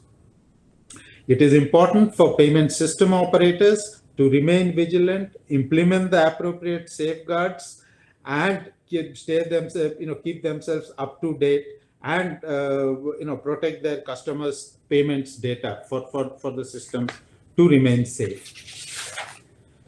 You are familiar with phishing and vishing attacks. Google's Safe Browsing Service report indicates that there has been a steady upsurge of phishing attacks. In the first 5 months of 2020, the number of phishing sites increased from roughly about 1.7 million to about 2 million. So, the threat landscape is clearly getting more ominous. Identity theft, distributed denial of service attacks, malware, or man-in-the-middle attacks. All of them are becoming more and more common. One interesting kind of attack was the fraudulent purchase return transactions that we had seen. I won't be taking names, but during the pandemic, there were instances where multiple fraudulent purchase return authorization messages originating from merchants were received for passing on credits to cardholders' accounts. These transactions were clearly not backed by any original purchase transaction. While some issuers have declined credit, others acted on the basis of these messages even before receiving the settlement files from card networks. So, something as basic as that, if you tend to ignore it, these attacks can succeed. They need not even be extremely sophisticated. In fact, taking user information from users is not necessarily a function of the level of preparedness, level of education, level of awareness of the users. I know of particular cases, definitely, one where the person is extremely alert, he's an extremely well-informed person, he's a person who is known generally. But then, in a few minutes' time, someone called and managed to take the necessary information to access his accounts and withdraw cash. Fortunately, the person was aware enough to notice it immediately and inform, and it could be stopped before the entire transfer, happened to go through. But this clearly shows that how much on our guards we all need to be. There are, there are global guidances, of course. The Committee on Payments and Market Infrastructures, the CPMI, based in the Bank for International Settlements in Basel, Switzerland, has given guidance on cyber security. It outlines 5 primary risk management categories and 3 general overarching components that should be addressed across an FMI cyber resilience framework. The risk management categories are governance, identification, protection, detection, and response and recovery. The overarching components are testing, situational awareness, and learning and evolving. It highlights, among other things, it highlights 2 important points. One is that it is necessary for an involvement, active involvement of the board and senior management level at the very top level. And it is also necessary to instill a culture of cyber risk awareness at every level in an organization. These 2 are absolutely necessary, because often what one finds is that the weakest link is the human being there, who is probably a little bit careless, or off its guard at some points in time. Cyber resilience is more a matter of strategy and culture, as this CPMI norms say, or they highlight, rather than tactics. Being resilient requires those at the highest level to be involved. The board, basically the board should take responsibility to ensure that there is adequate oversight. They should have a command on the subject of cyber security. So formation of the board, comes into prominence here.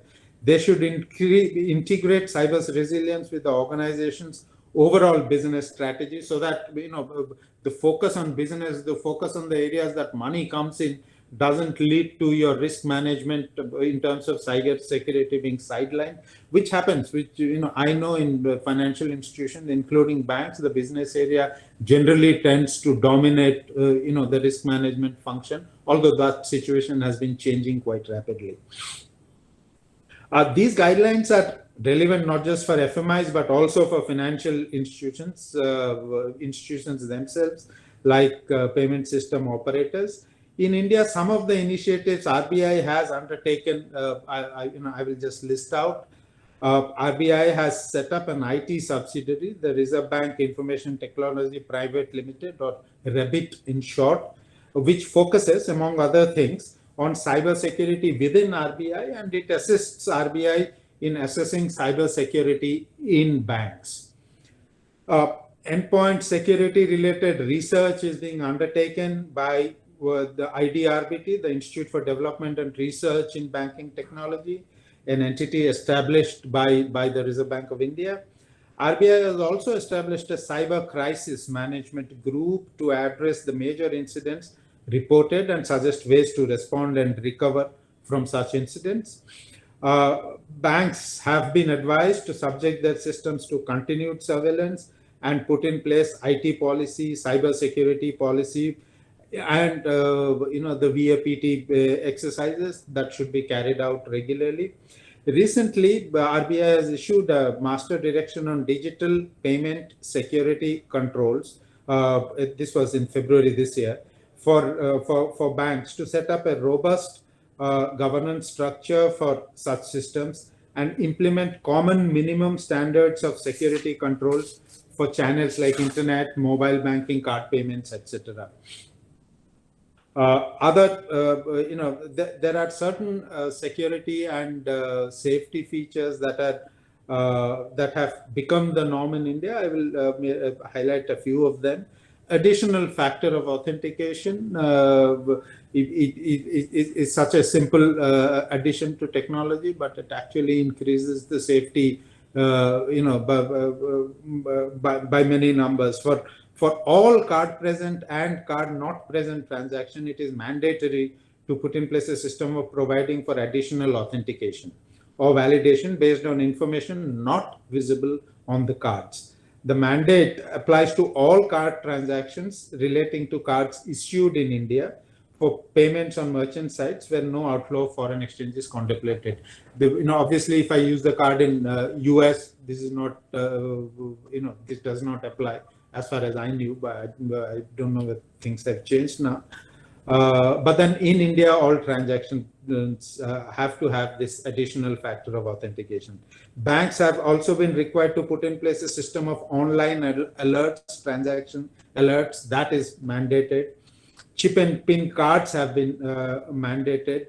Tokenization, RBI in 2019 issued a framework for tokenization that allowed all authorized card networks to offer tokenization services. The use of tokenization does not dilute the additional factor of authentication. Registration of tokenization service, however, has been kept voluntary, and I understand that not much progress has happened, in that context. Given the recent incident we had, where a large number of, a large amount of data has been stolen from, one payment system operator. tokenization could actually play an important role in in the safety of such databases. An interesting thing, an interesting measure introduced by the Reserve Bank was switch on and switch off of card writes, which essentially means that all cards at the time of issue should be enabled only for use at ATMs and POS machines. Other facilities like card not present or online transactions or international transactions or contactless transactions are required to be specifically enabled by the cardholder herself. Banks may take informed decision on these facilities for existing cards, which facilities to continue, which not to continue. But existing cards that have never used card not present or international or contactless transactions will be mandatorily disabled until the customer activates it. And to facilitate the customer to activate it at any time, switch on and off whenever the customer wants, all payment system operators are required to provide a 24/7 facility for this through multiple channels like mobiles, internet banking, on ATMs, through IVR systems, also at branches and offices.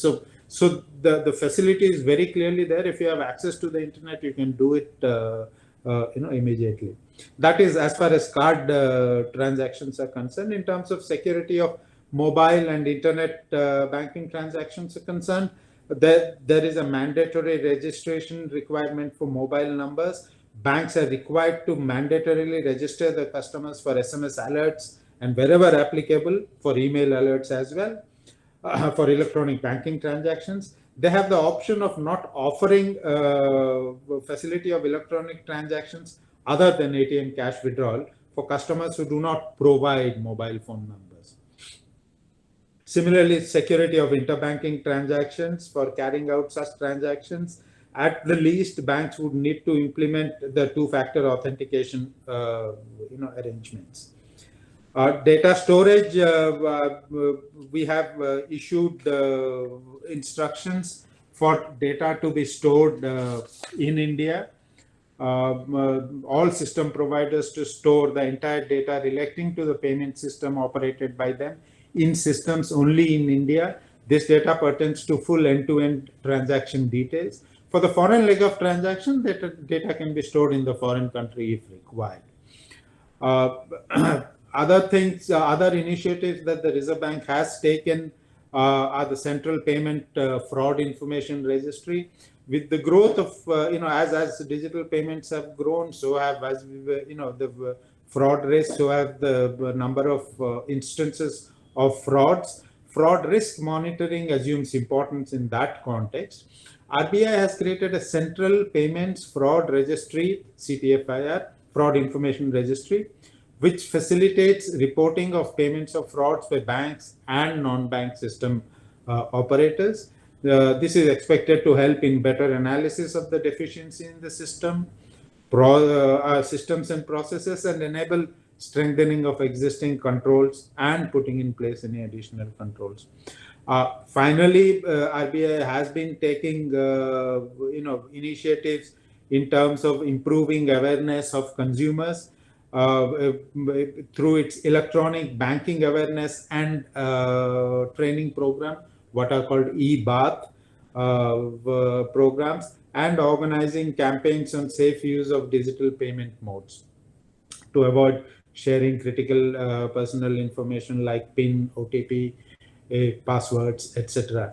RBI has also advised all authorized payment system operators and other participants to undertake targeted multilingual campaigns by way of SMS and advertisements in all media, print, visual, and so on, to educate their users on safe and secure use of digital payments. At the end of the day, people have to be alert. In addition to everything else that is done, not the best systems in the world will work if people tend to let their guard down. So these awareness campaigns are perhaps one of the most important cogs in the wheel. I would stop there. I wish the deliberations and contributors all success. I'm sure you will come out with interesting outcomes and interesting suggestions. I'm looking forward to hearing about them at the end of your conference. Thank you so much. Thank you very much, sir. And hopefully with all of those safeguards in place, we won't end up like Macbeth. I think that was sort of the outcome we're trying to avoid. Do you have a few minutes to take some questions? I would have 12:30. I had some other assignment, so I told what I can do is that if you can send me those questions, on my email, I will try, and maybe later today once I come back from the meeting, I'll try and send my replies. That's very kind of you. Thank you. Thank you so much for your time and your thoughts and all you're doing to keep the financial system safe.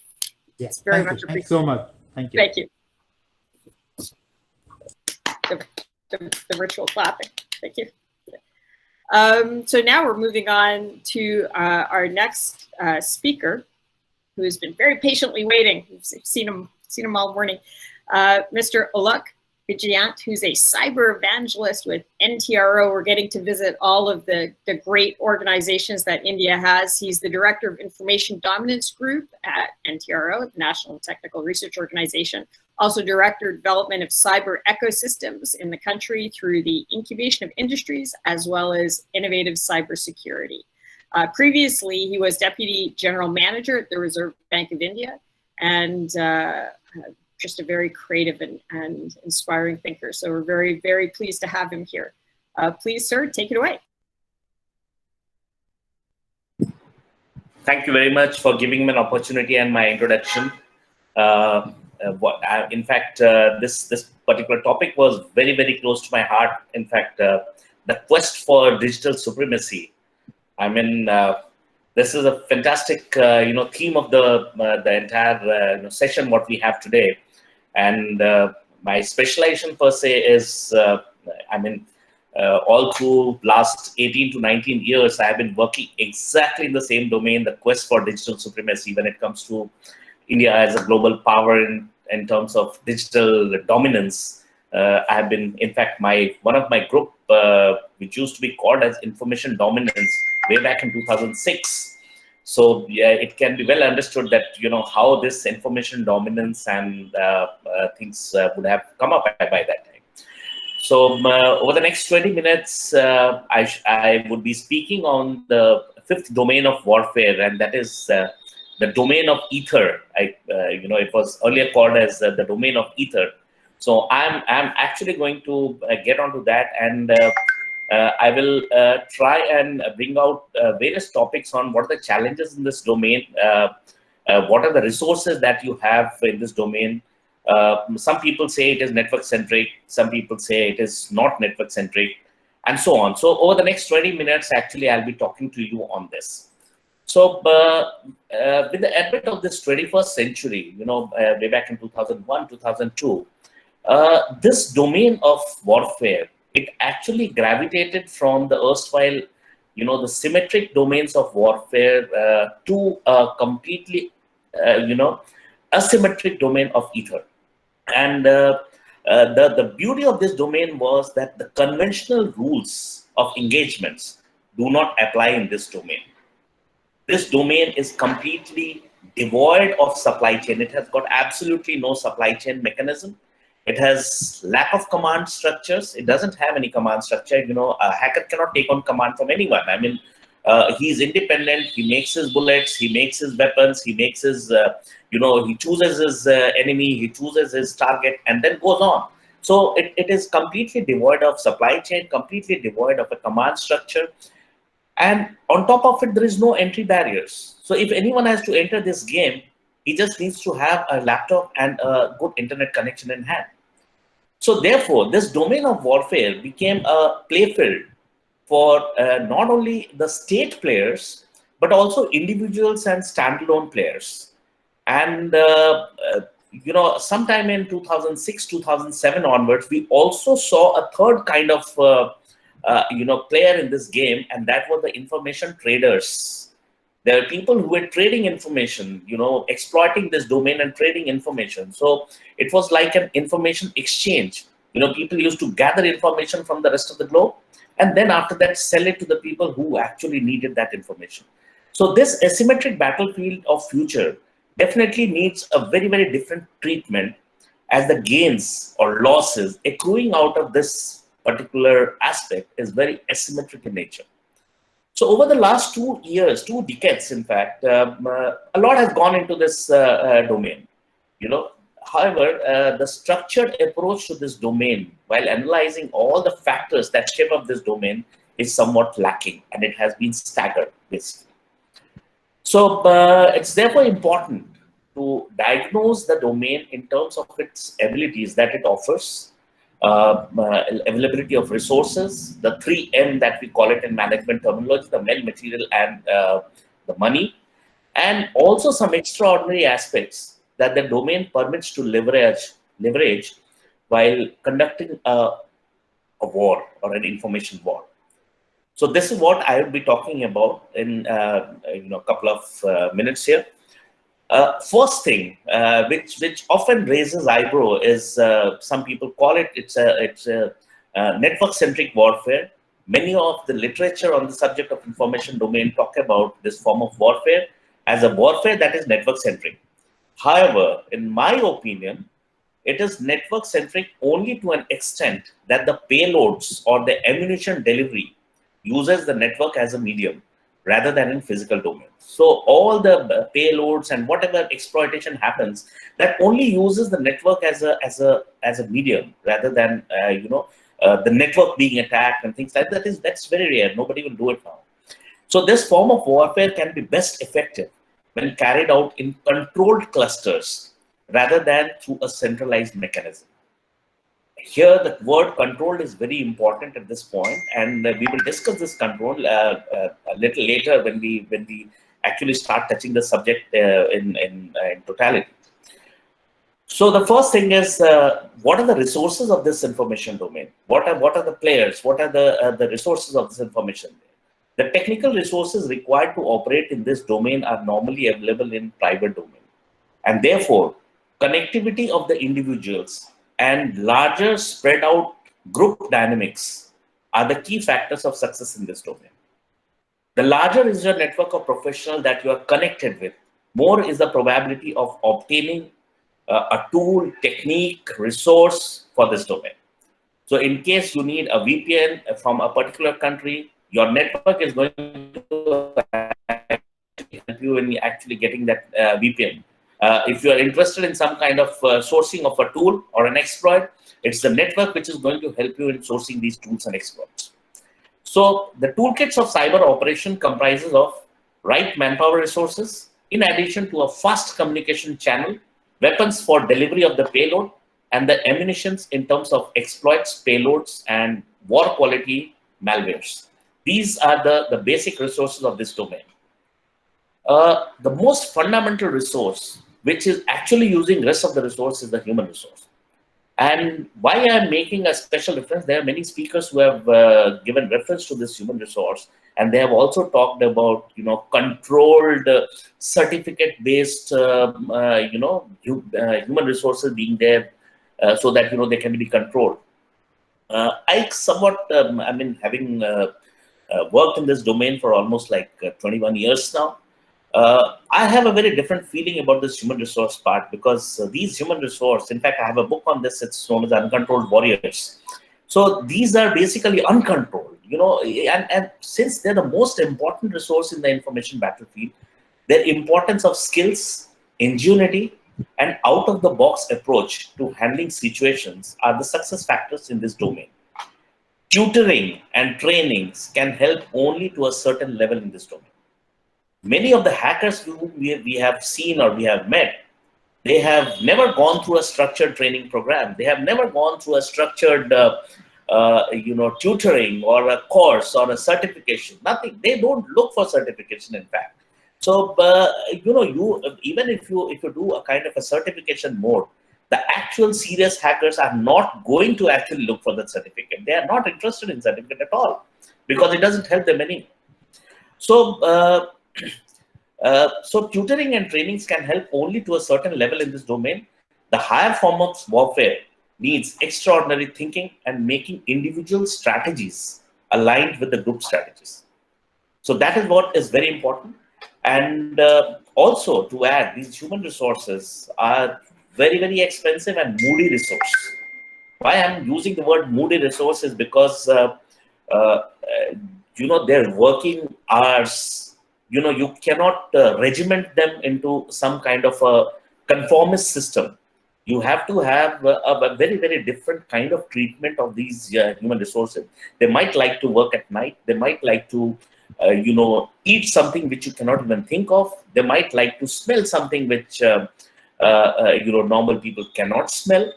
So they have a very, very different kind of an inverted approach to life. So you have to bear with them if you want to use them as a resource.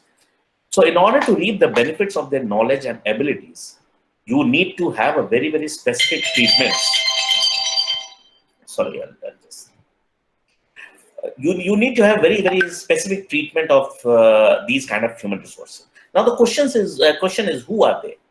The human resources basically can be categorized into several types. There are state-based human resources. Then there are professional contractors, structured as well as unstructured hacking communities, and then there are script kiddies. So they are also very important to this entire ecosystem because just one minute, can I take this call? Shrishti, I'm in a meeting. Please come up. Please come up. I'm in the meeting. I'm so sorry. I'm so sorry for this. This is a very bad etiquette. While not at all. We appreciate all the time you put into this conference. Yeah, no, because somebody is looking for my place, so I think it was important for me to tell you. So where was I? that breaks this thought process. So I was talking about the human resources. That there are very different kind of human resources that you need in this domain. One is the structured people, like your state agencies, which are supposed to do these activities. The second one is unstructured hacking communities.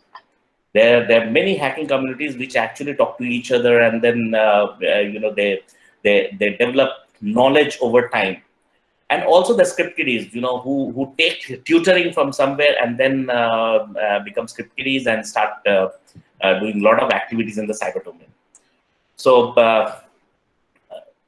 even if they do not have a role to play in information warfare, at least they have a role to play in disturbing on a mass scale the stage that is set before the commencement of a war. They can really disrupt and disrupt the entire system to a great extent. Then there are hackers. Now hackers are born and not trained or tutored. The ability of a hacker to think beyond the normal actually sets him a lot different from others. Skilling only is a means for him to achieve certain objectives. Therefore, to my opinion, we must never try to create a hacker, but identify hackers and then skill them to achieve the objectives, whatever is required for the state or for the development of any information system, because they can be very handy.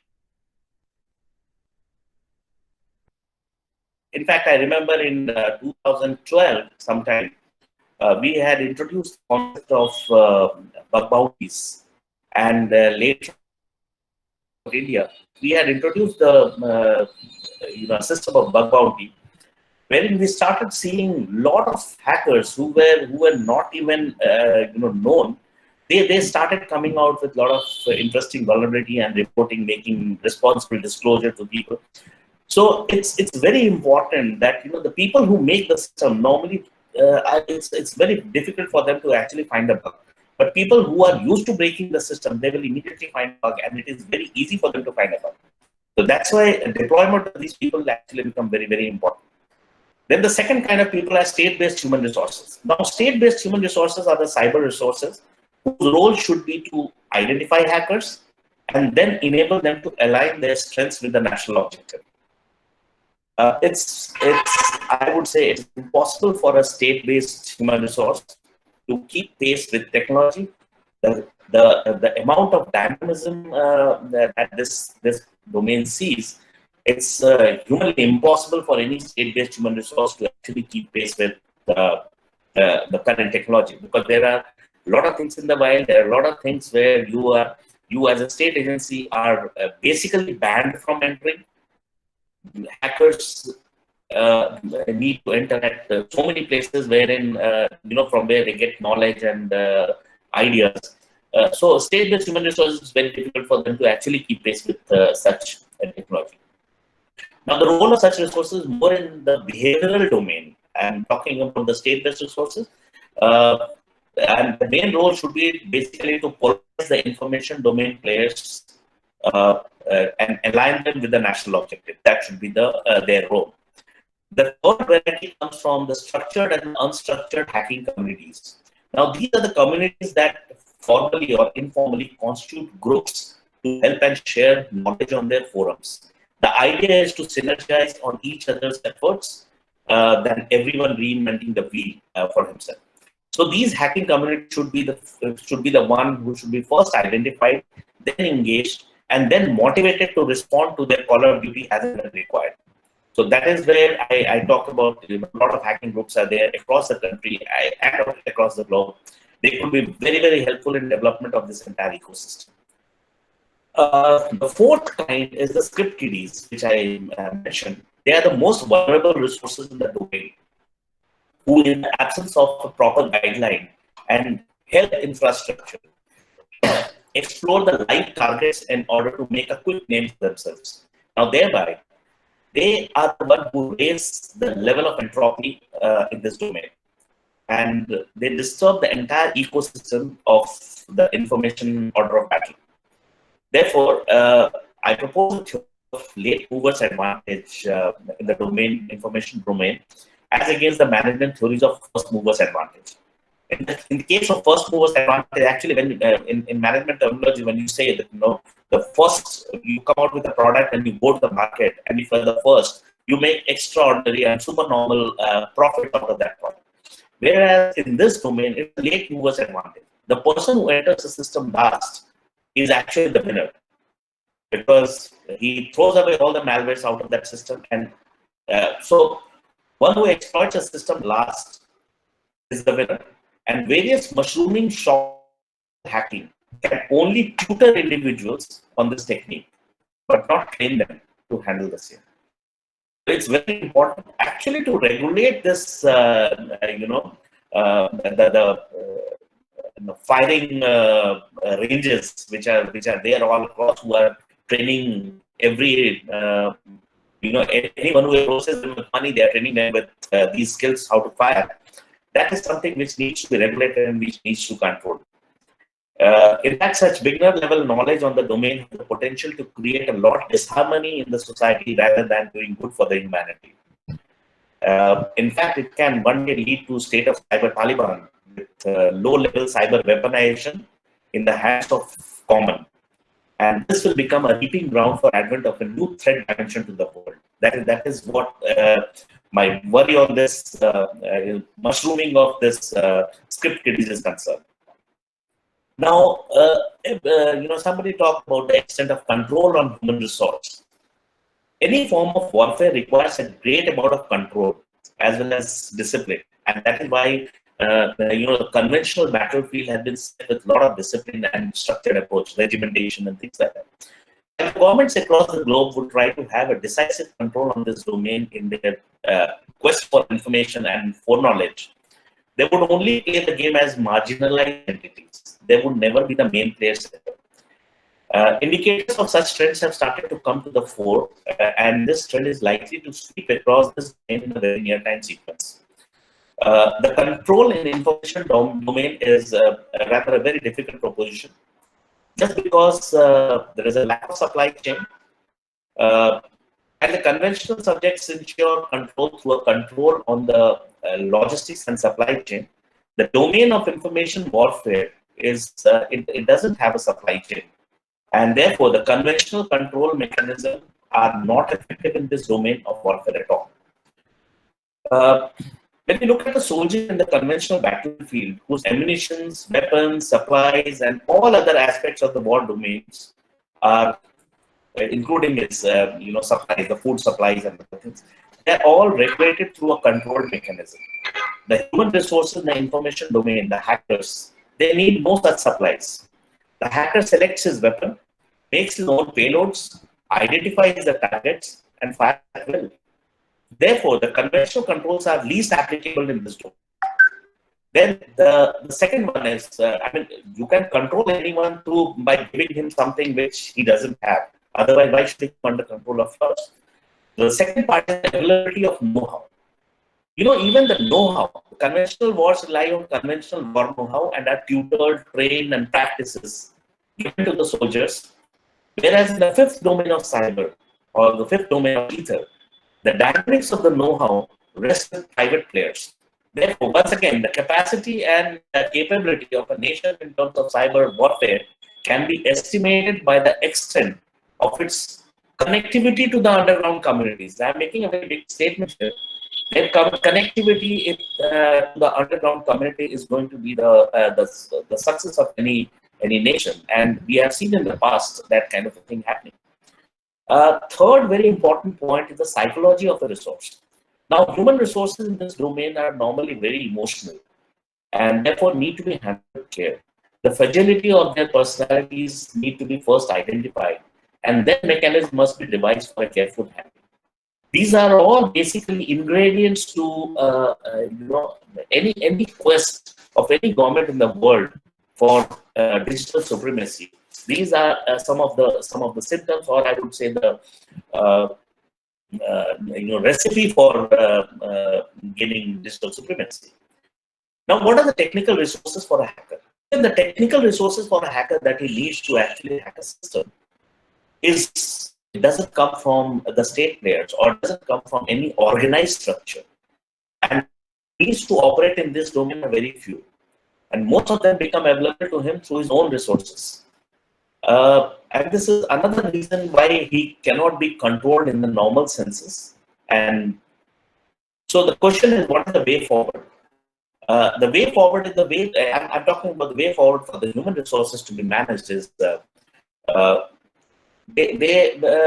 don't know, in many of the Indians, North-Indians would have seen the cauliflower trucks moving in northern part of India.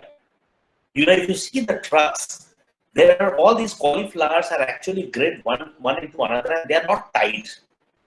They are not tied at all.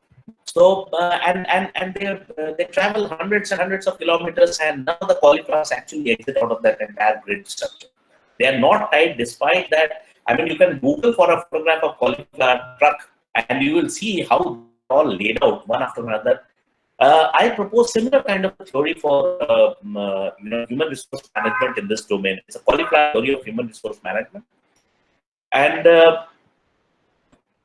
since the cauliflower is stacked in cellular forms and not tied with any rope, the human resources in the information domain also need to be accordingly stacked together.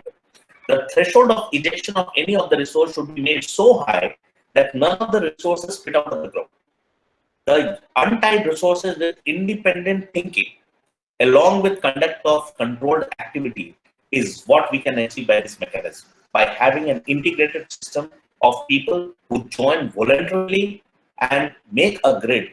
So every cauliflower is actually in touch with 4 different cauliflowers there, so that the ejection of one cauliflower actually loses the entire structure. So the threshold is so high that none of the cauliflowers actually come out of this. Therefore, a national cyber registry or a consortium information professional is the need of the hour, because they need to be consolidated in terms of an IT security community as a one united front. The consortium should be the mentoring ground for the upcoming cybersecurity professionals, as well as ensure a discipline in the behavior of individual cybersecurity professionals.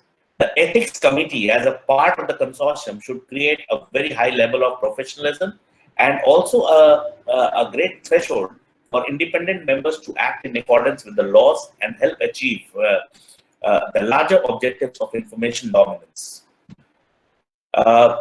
Then there are system resources that are required. I'm not going to tell too much on that, because everyone knows that you need fast computing systems, you need VPNs, you need fast flux, traffic movers, and or DNSs. So there are a whole lot of system resources that are required to operate in this domain, and they need to be. I mean, a lot of speakers have spoken about the criticality and the protection mechanism that needs to be put in when it comes to the national information system. Then one very important thing is network resources. Now, most of the time we see, in fact, General Atta Hassan had spoken about that August incident in Jammu and Kashmir, when the 4G was completely delinked from the entire system.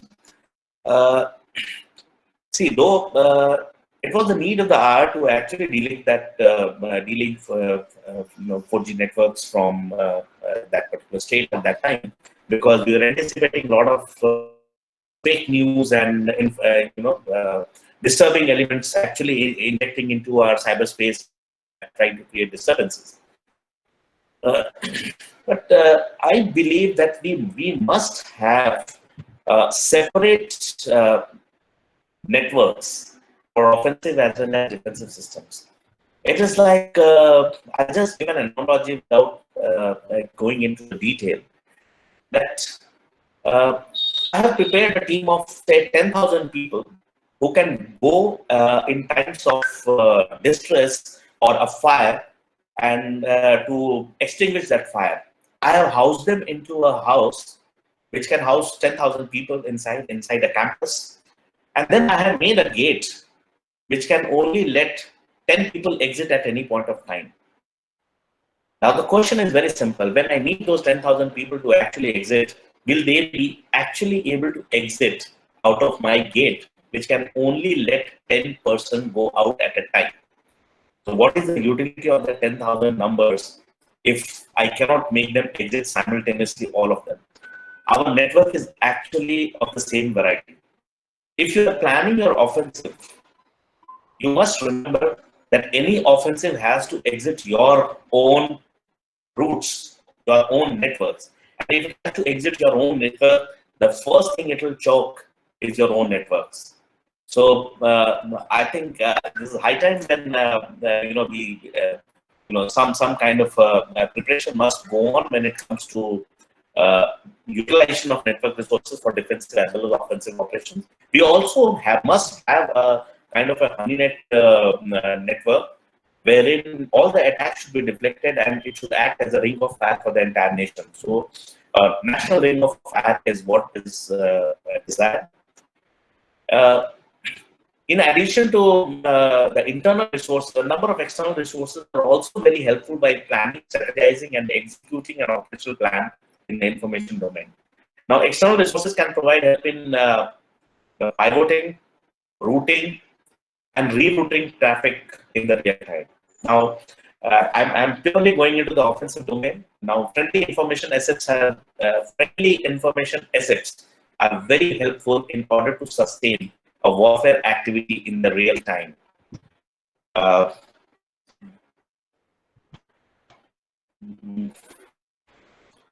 Now, there are certain another kind of resources that's I'm just reading out from my, because I picked up all the points so that I don't miss out on any. Innovative and exclusive resources. Now, these are basically the game changers for any of the information operations. I'm including them as a part of a separate head, as these are something that provides specific edge to any nation for that matter in times of war. Without IT population in India spread globally and working on cutting edge on different aspects of information domain, it is important to protect and preserve our know-how so that some of the knowledge could provide us real-time gains in terms of in the information dynamic. So while what is available costs commercially off the shelf available, this is available with the finances that we have, but what is invented and discovered by us should remain with us. It should not go into the market. That is what is and many of the nations who want to dominate in this domain would like to do. Third, which is actually the theme of this this entire session, is information dominance. When it comes to first of information dominance, how do you define information? Information is a fused collection of meaningful data characterized by its content, accuracy, timeliness, and relevance. Information superiority is a state in the information domain which is created by the difference in availability of valuable information among competing entities. Now, if there is an information available which is available with me and it's available with you too, then I don't have an information dominance. I will have information dominance only if I have an information that is privy to me and not available to you at the time when you require it. So that is what I call it as information dominance. Then many speakers have spoken about the fake news and information being distributed, disseminated in order to create chaos in the and even create civil unrest. Now, this goes into the domain of perception and psychological aspects of battle in the information battlefield is a very, very important aspect of this domain. Why it is important and why, see, perception has not been a new phenomenon. Why this gains absolute significance in the current day is because of its speed, agility, trust, and integrity, which form the pillar stones for any effective perception management. And cyber provides an excellent platform for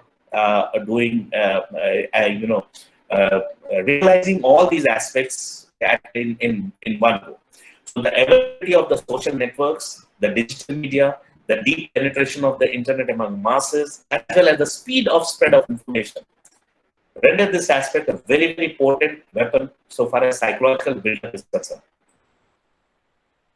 We have in the recent past, during the unrest which were taking place in terms of CAA or even the Kisan Andolan, we have seen that some of the neighboring countries have used this domain to create a psychological unrest in the masses, and that is one form of battle in the I would say non-declared warm form or the invisible kind of thing.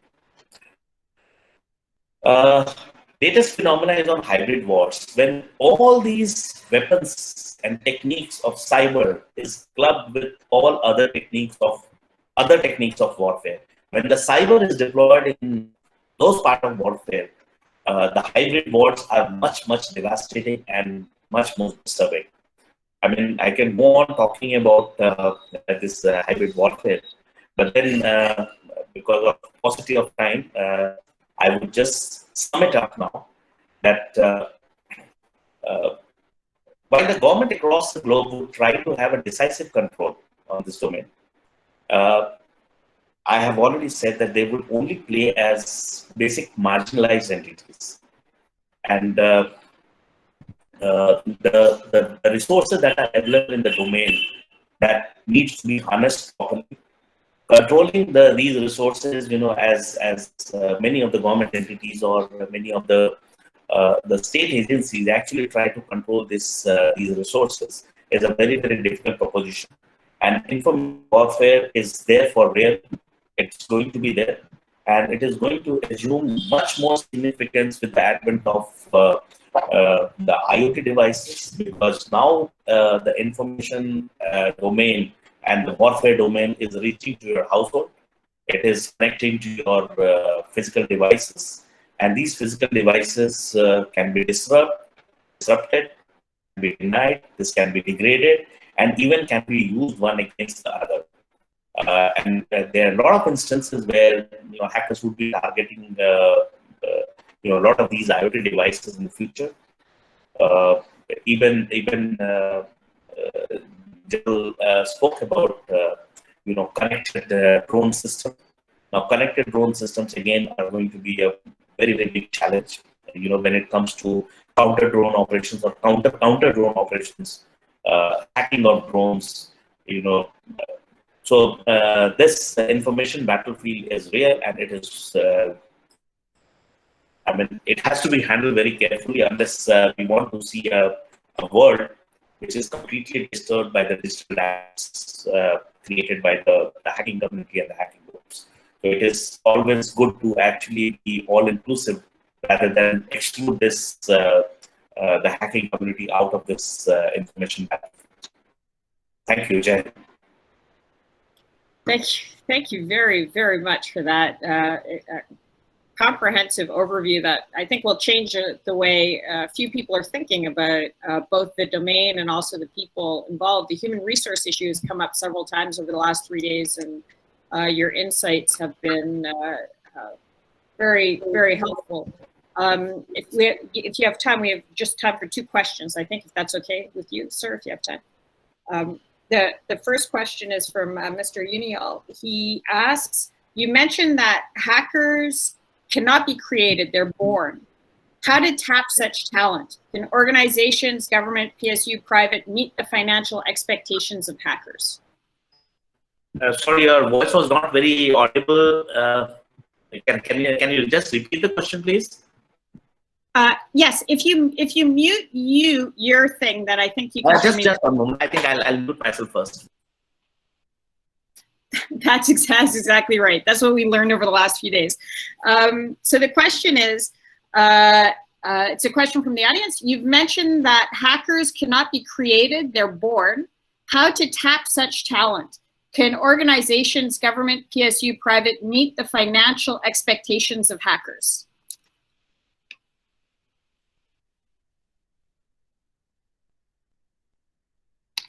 Oh, now you have to unmute yourself. Yeah, thanks. Yeah.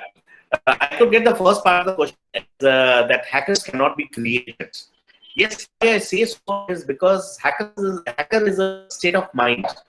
You know, he comes with an inverted brain. Out of the box thinking and non-conformist approach is some of the trends of a hacker. Thinking conventional, going by the book, reading book, actually corrupts your brain. I mean, I'm making a very different statement, but then it's true for hackers. The moment you start reading book, it actually tells you the do's and the don'ts, that this is possible and this is not possible. Hacker doesn't get born with such kind of an attitude. He does, and that's why you will find, you know, most of the good hackers, they have not even crossed their class 12 or their normal schooling. They have not reached college. Many of the good hackers, they don't reach college. The reason is very simple, because they are non-conformists. They cannot mug up the chemical equations or maybe the theories of physics. They won't remember all that. They ask very stupid questions when they go to their kindergarten classes. When the teacher tells them that you know, A for apple and B for ball, he says that why don't you start from Z, which is much easier to write? So why don't you do Z, Y, X? I mean, the teacher has got no answer to it. So right from the very beginning, from his childhood, he starts staying outside the class, running across the round, you know, in the grounds. So that's why I say that hackers cannot be created. It's a state of mind. The ability for you to think out of the box, think in a very, very different direction is what a hacker is. Hacker is not only about computer hacker. Hacker is anything. You find a via media. In fact, in Hindi, you know, the people who are from the northern side of India, I would put the Hindi word for hacker as jugaad. You know, there is something like jugaad. You have a you know, different method for doing the same thing. When you find a via media for doing something, that is what is a hack. And so, you know, finding a via media is something that is required, and that requires a very different set of mind. So this is where I said, what was the second question? I mean, I couldn't get that. The second part of the question was? It was how to identify them and bring them in, and can the government and other organizations afford to pay them? Your voice is very checkered. I mean, I couldn't get it. I think because of some network issues. Can you put the question on the question side so that I can have a look at it? It is there. It's in the question side. I can't. It's in the question side. Just let me see. It's in the You are Q&A. mentioning that a hacker cannot be created, they are born. How to tap such talent? Can organizations government meet the financial expectations? Okay, very, very nice question. In fact, how to tap such talent, such organization, government, PSU, private, meet the financial expectations of hackers? No and yes, both. First of all, identification of these talents can only happen at conferences like this. That is number one. Second thing is, there are a lot of communities which are already operating in this country as well as across the globe. I mean, there are a lot of hacking communities which are happening, and state agencies do keep an eye on such professionals. So far as financial expectation of the hackers is concerned, it's very difficult to meet, because the government cannot pay such kind of a money to, as per the expectations of hackers. Hackers have got a brilliant brain, I can tell you, brilliant brain. So identification, yes. Paying and meeting the financial expectations, no. But definitely now the government is inclined to create some kind of an infrastructure, some kind of an arrangement where these kind of professionals, I don't call them hackers, these kind of information security professionals can be respected and relied upon. So that is what is happening now.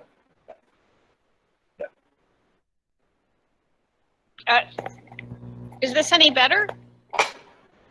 Oh, okay. Can you look at the Q&A box?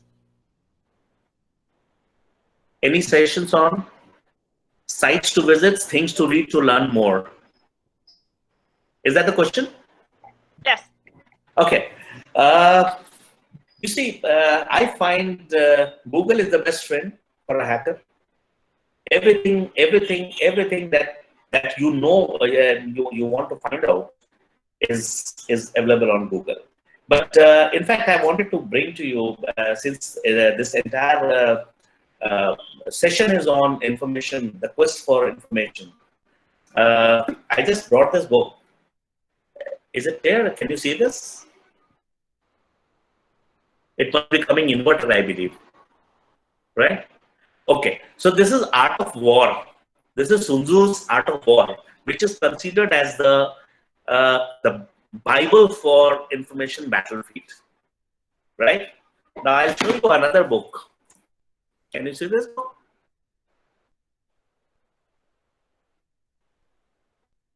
Yeah. So okay. So this book is the mother of all Bibles and other books. Now, why I'll tell you this?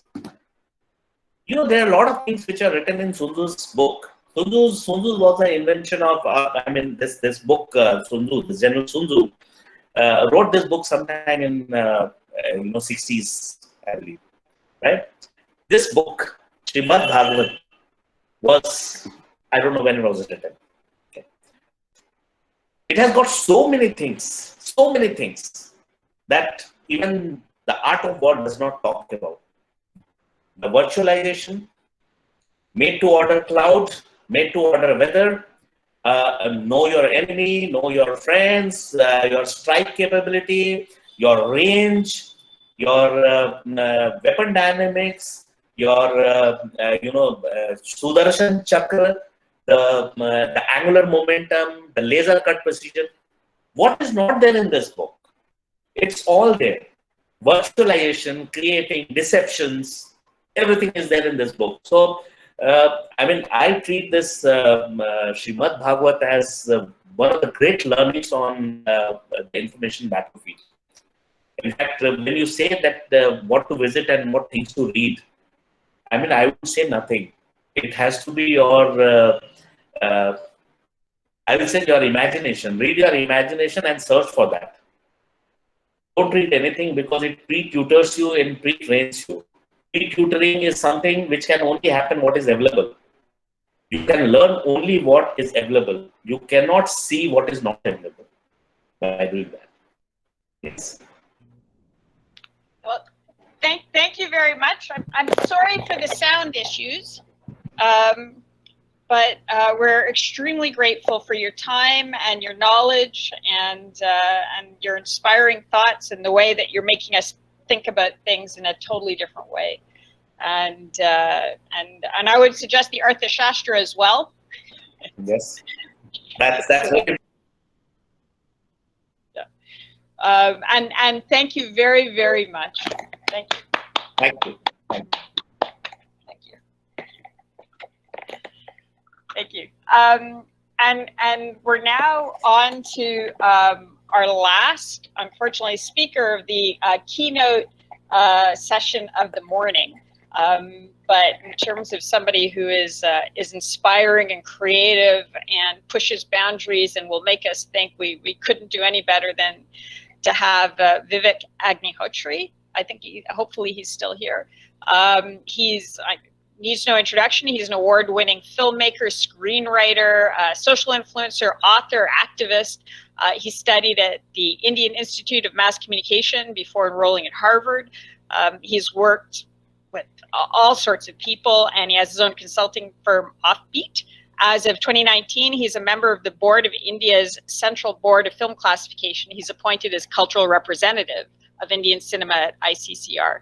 And we're very happy and lucky and grateful to have him here today as our speaker for the last half hour of this morning session. Please, sir, take it away.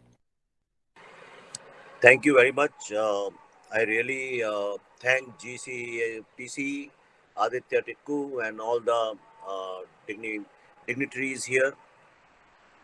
It's really privileged to speak amongst you. I'm sure a lot has been already said, and I'm from communication industry, so I understand what is the meaning of adding noise and noise. So I would like to bring those issues which I'm sure a lot of people will be talking about. I would rather speak from experience. What I have observed recently, I think that these days, cyber warfare, first of all, I believe that the wars in modern world, in a globalized world, are not going to be fought with guns and tanks or missiles or aircrafts. They are going to be fought with cyber warfare, and under which you have info warfare, you have legal warfare, whole lot of things, and cultural warfare. You destroy society's culture and you have won over. And that's how India lost twice to foreign invaders, once by Mughals, then by British people. Now the problem today is that there is the West and the East. Both have evolved differently. It's not that they are any one system is inferior or one understanding is inferior or one is superior. These are two different cultures. Now in a globalized world, the globalization happened very quickly. The technological transformation happened very quickly. Cultures have not evolved to that level. Cultures take a lot of time through memes and through information on the transformation of knowledge. So there is a big cultural gap in the world which we are facing. And this is where all the people who are involved in cyber warfare or info warfare, they take advantage. And which is why you must have felt in the last few years that we are slowly going back into echo chambers and we have stopped listening to anybody who has a contrary point of view. In my own country, in India, I have seen that we used to debate a lot, discuss a lot. In fact, the whole concept of debate, which West wrongly give credit to Greece, started in India 5,000 years ago. It's called Shastrarth. And we have debated and evolved as a society, and where science stopped, we developed spirituality. But today, the problem is that the cultures have not evolved, but technology has evolved manifold. And with this cyber warfare, I'll tell you how it takes place. The number one tool which is used in cyber warfare, or I would say the hydrogen bomb or the nuclear bomb which is used in cyber warfare, is by implanting the doubt. The first thing it begins when you start implanting these doubts, where people get into the mode of self-doubting, which means they are on an unsure feet. And this is the best time to implant lots and lots of fake news. The advantage with fake news, the power of fake news is that people don't go back and research. Common people don't research. They don't go back. They're not journalists. Forget these days, journalists also don't research. And that's why you will find that most of the media houses have their own fact-checking agencies. Journalists are supposed to fact-check, but now their companies have fact-check on their own journalists. That's the ironical world we live in. So once you start putting fake news, it becomes a dialogue. Everybody starts talking about it on WhatsApp groups, on Facebook, on Twitter, Instagram. People start questioning that. There is a lot of noise around it. When there is a lot of noise around it, you also feel pressurized to forward it or to discuss it. When everybody starts discussing it and debating it, then news people also say, oh, what the hell, even if it's a fake news, everybody is talking about it. So let me also chime in and put my 2 cents. And then articles, they start writing articles. When they start writing articles, doesn't matter. People read only headlines in modern world. People don't go into the copy. So they just pick up these clickbait headlines. And when newspapers and magazines start writing articles on it, then TV news comes into it. And then two sides sit on. Nobody discusses about whether it's a fake news or not. They start debating on that artificial, implanted, very carefully implanted in the society or in the culture. When that happens, there is a lot of hype and noise around it. Even intellectuals come in, influencers come in, the social media celebs come in. Then government also comes under pressure to review their policies or create new policies or appease certain groups, and then governments also start getting into taking wrong decisions. This is how the fake news world works. This is how the nuclear bomb of cyber warfare works. And just to give you an example, in India, we faced it twice, not once, but twice.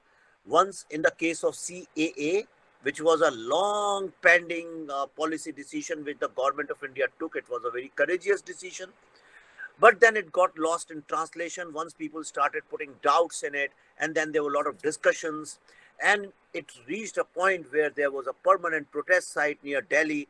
It resulted into Delhi riots. And nobody is discussing policy. The policy is now in the background. It became a communal warfare. And the productive energy, the efficient energy of the society, of the culture, of a nation started getting wasted into these communal and racist kind of a debate and hate which is being created because of that. Then recently we saw no sane person in this world can ever dispute the kind of world we live in. Yes, there can be one utopian concept about how economy should run, what should happen to farmers. I'm sure that there will be better things which will happen in the future. We'll also invent something better than democracy in the future. I'm sure about that. But today, the kind of world we live in, what is the best thing we can do to the economy? So India consists of a very large farming sector. Since I've been listening every political leader, every opposition leader, every bureaucrat, every expert, specialist. I've interviewed Mr. Swaminathan, whole lot of farming sector people for some show which I produced. Every single person, be it from media, be it from education, be it from policy, every walk of life, every walking and breathing person in this country has spoken in favor of doing farm reforms. Everybody understands the role of middlemen, that middlemen exploit. Everybody has spoken against oppression. So it was pending for many, many years, decades. I remember from Lal Bahadur Shastri's time, because I made a film on him. So I have a lot of data on that. In fact, in late 60s, there was a conference in Italy on food of all the farming sector experts and the food sector experts. And they had passed a resolution which said almost to the effect, to quote unquote one line from there, that very soon, because India didn't have food grains at that time, we were going through a food grain crisis. And they said very soon, India, if we do not bring farm reforms, very soon Indians are going to die out of hunger like a sheep in a butcher house. They said that. Then we came with Green Revolution. At that time, again, people, there are all kinds of people in a democracy. They opposed Green Revolution, which Shastriji brought, then Indira Gandhi took it forward. But Green Revolution changed India's destiny, and today we are the second largest food grain producers in the world. We are the #1 milk producers in the world. So in every aspect of farming, we have made tremendous progress. But now the problem is with this progress, many people benefited, the country benefited, but the farmers were not benefiting because in between them and the consumer, there was this a middleman who was exploiting them. So farmer was selling, just to give an example, if something for 1 rupee to the middleman was selling it for 50 rupees and the farmer was not getting anything out of it. And it was gross exploitation. Now when the farm bills came, there started a certain debate on it, which is a great thing in a democracy. But then the cyber enemies of India started implanting doubt on the policy. And then the doubt slowly became a political debate. Once it became a political debate, then all kinds of actors came onto the stage from Canada, from UK, from US, and from all over the world, because everybody these days believe that they are the custodian of all the democracies of the world without even realizing that every culture is different and the democracy means different things in different worlds. And it is not a very wise thing to interfere without really doing a lot of research. And that should also be an advice and not a dictate that how this country should run. And the result being, I'm telling you the damage it makes to a society. Look at the result of it. We had a riot set on 26 January in Delhi Red Fort, which is equivalent to what happened in Capitol Hill in US. There have been tens of thousands of people sitting on a protest in Delhi for I don't know how many days now, almost 7, 8, 9 months. I don't know the exact number of days, but it's been going on since October last year. They've been sitting there. The government has been spending all their energy on trying to diffuse the situation. Journalists and the media is wasting their energy discussing it without taking it in any direction, what I would call an inane discussion on this. The entire social media is filled with this. The youngsters who have nothing to do with this, who will never ever have anything to do with this, they are wasting their energy instead of studying and wasting their energy. Now, a lot of people can question me for so bluntly talking. They'll say in a democracy, why it's a waste of energy when they're discussing it. It's a waste of energy. It's a absolute waste of energy of a country because we are losing on productivity. We are losing on efficiency. We are losing. Today, there is no space to discuss farm bills. Everything is being discussed. The separatists are talking about separating Khalistan from India. There are people talking Hindu and Sikhs have always lived peacefully and in harmony. Today, there are rifts amongst them. They are arguing all the time, discussing, abusing each other, trolling each other. Then the Islamic lobby is jumping into it. The communist lobby of China is jumping into it. India's enemy, Pakistan, is jumping into it.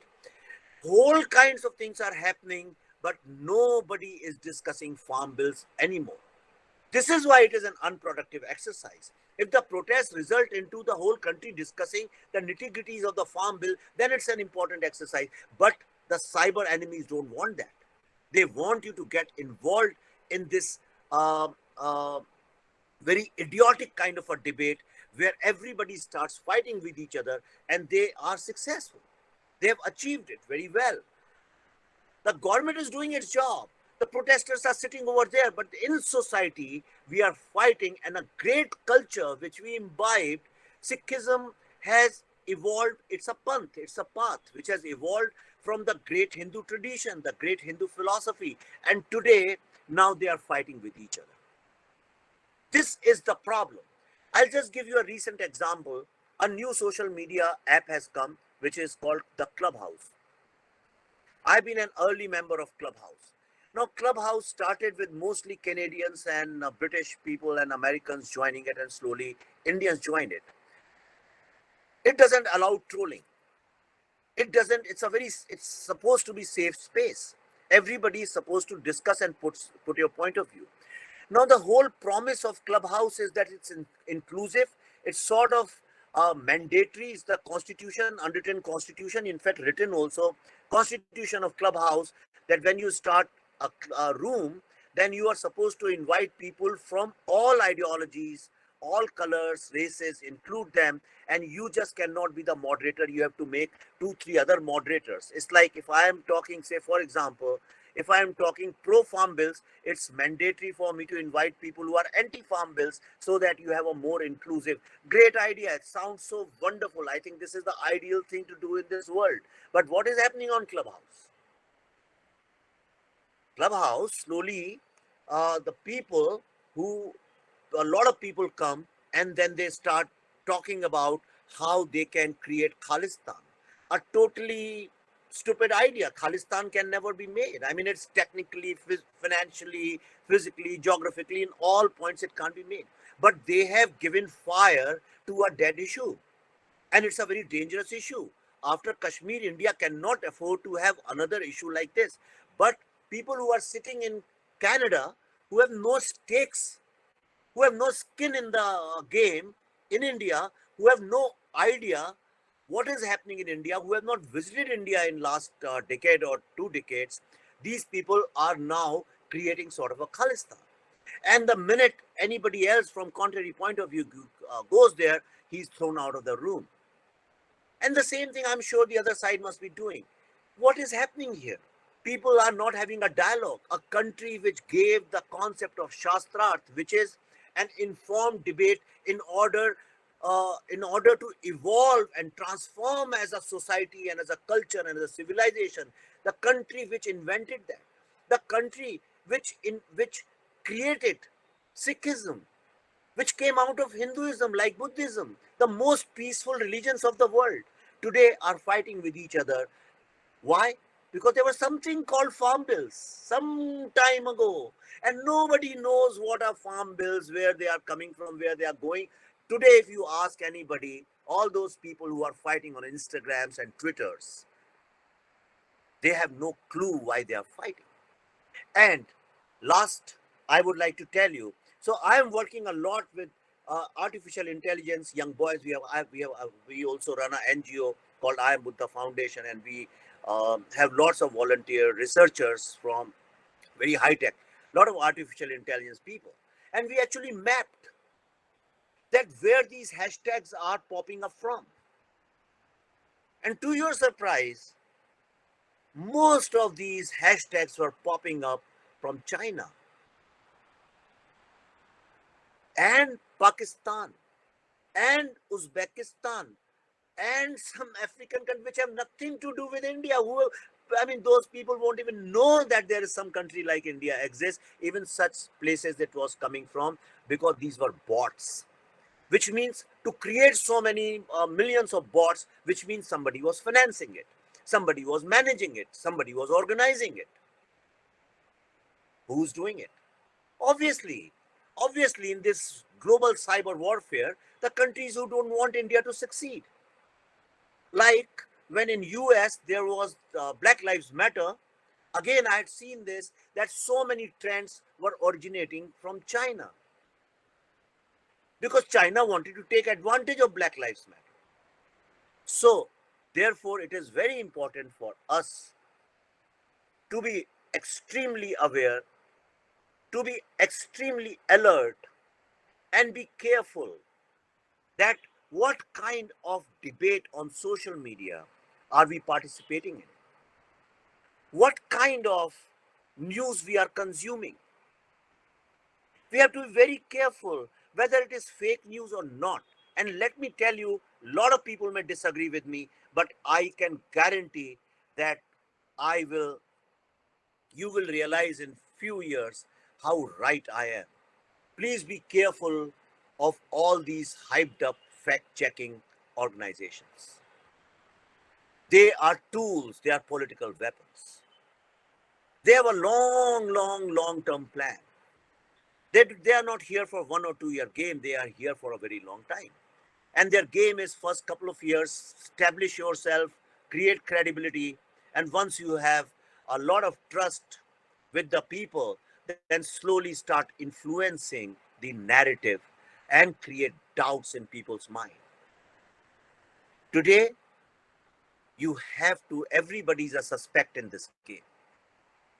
You don't even know the person you are interacting with on social media is genuine or not. You don't know. So therefore, it's very important that we take it very seriously.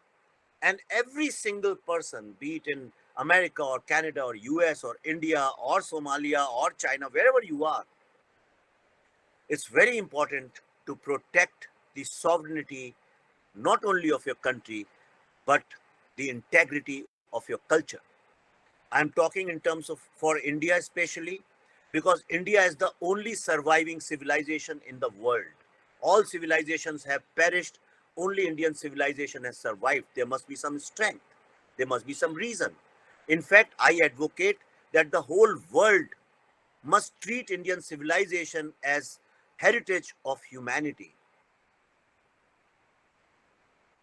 Dividing India, Indian society, damaging Indian culture would be damaging the great history of humanity. And which is why I work and spend as a volunteer so much of time becoming brand ambassador of this great country's civilization. I am not into politics. I have nothing to do with electoral politics.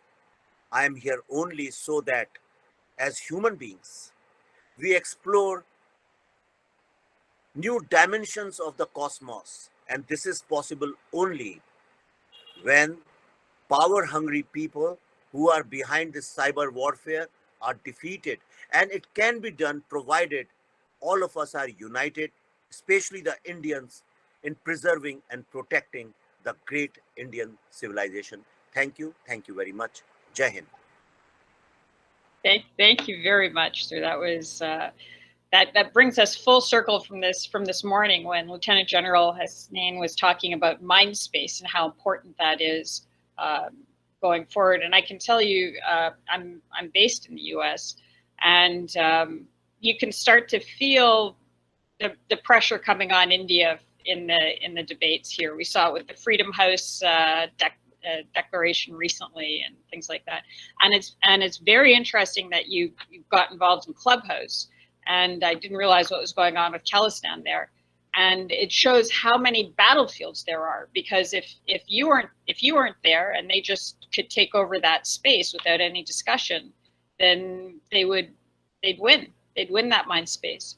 So it's not just a matter of kind of understanding that these attacks are coming on the idea of India, which is in and of itself an existential threat to China, because it's a billion people who can live a different way, but also, as you said, Pakistan and various other countries. The battle needs to be fought. So I'm very grateful to you for bringing it so clearly to the fore, and hope that we can continue, with pushing back on some of these false narratives. Mr. Ranov, who's been here since the beginning, and like me is, I think it's, what time is it? 4 in the morning, has a question. So, sir, if you have a question, go ahead, please. Yeah, this distortion of communications that you've described, the use of the internet to sow toxic divisiveness, where there could be greater harmony and unity, has been very toxic in the United States. And some people suggest that one of the steps to help address the problem is making any use of the internet transparent, that the source has to identify itself and own up to putting forward the information. Now, I mean, that would work very well in the United States and would probably work pretty well in India, cut down a lot of the sort of problems you were articulating. But if that were, the problem is, if that were a rule in authoritarian regimes, like your neighbor China, for example, it would be very dangerous. and that kind of information would be used to suppress freedom of discussion and ideas. So I wondered what your thoughts were on how we might approach addressing institutionally the abuse, the intentional lying, the intentional fomenting of false conflicts through the use of the internet. Thank you, Mr. Granov. Your concern is absolutely correct. And in fact, I have made many long format videos on 8 wars of China, 10 wars of China, various wars of China, and I've been studying China very closely. Now, China is on a mission, and that mission can be successful only when free societies like US and India are defeated. And when they create some kind of political, social, and economical disruption in these two societies, because US and India are perhaps the most active, I would say, in a globalized world, most actively successful democracies with huge populations. So China's biggest concern are these two countries. And China is using social media very successfully. They have cut off social media from their own population, so they can feed. I follow. Just to give you an example, I was writing a lot on China when Black Lives Matter was happening. So my heart goes to US. I love that country a lot. I travel a lot in US all the times. In last 1 year, I have not been able to travel because of COVID. And I love to see all the greatness of US and the greatness of India. And I always wonder how these two great countries can bring their greatness together and make this world a better place. So I was writing a lot during Black Lives Matter that China is going to take advantage of that. And if I'm not wrong, I wrote a tweet, in fact, long time back. I said, if I am not wrong, okay, US might be moving towards riots, because that's what Chinese social media is trying to do. And that's exactly what happened. You won't believe me that suddenly when I wrote that, thousands, I have a huge social media presence, and I have a whole lot of followers and running into a couple of millions. So, and in no time, within hours, I had hundreds and thousands of new followers coming in with anonymous handles and coming from human rights handles or feminist group handles, and all those very with noble causes and very nice people. But then slowly I realized that they were doing a lot of RTs of my handles. And then slowly, when this thing happened, then Chinese information ministers started following me. Chinese army people started following me. Whole lot of Chinese diplomats and top level government officials started following me. And it's unusual because in so many years, it never happened before. And then I contacted the cyber police here. We have a cyber crime department, and for some other reason. And I figured out that almost 70 to 80% of my new followers, which were like in multiple numbers, exponential growth, you know, within, when you have tens of thousands people start following you in few days, I figured out that most of them were from China and Pakistan.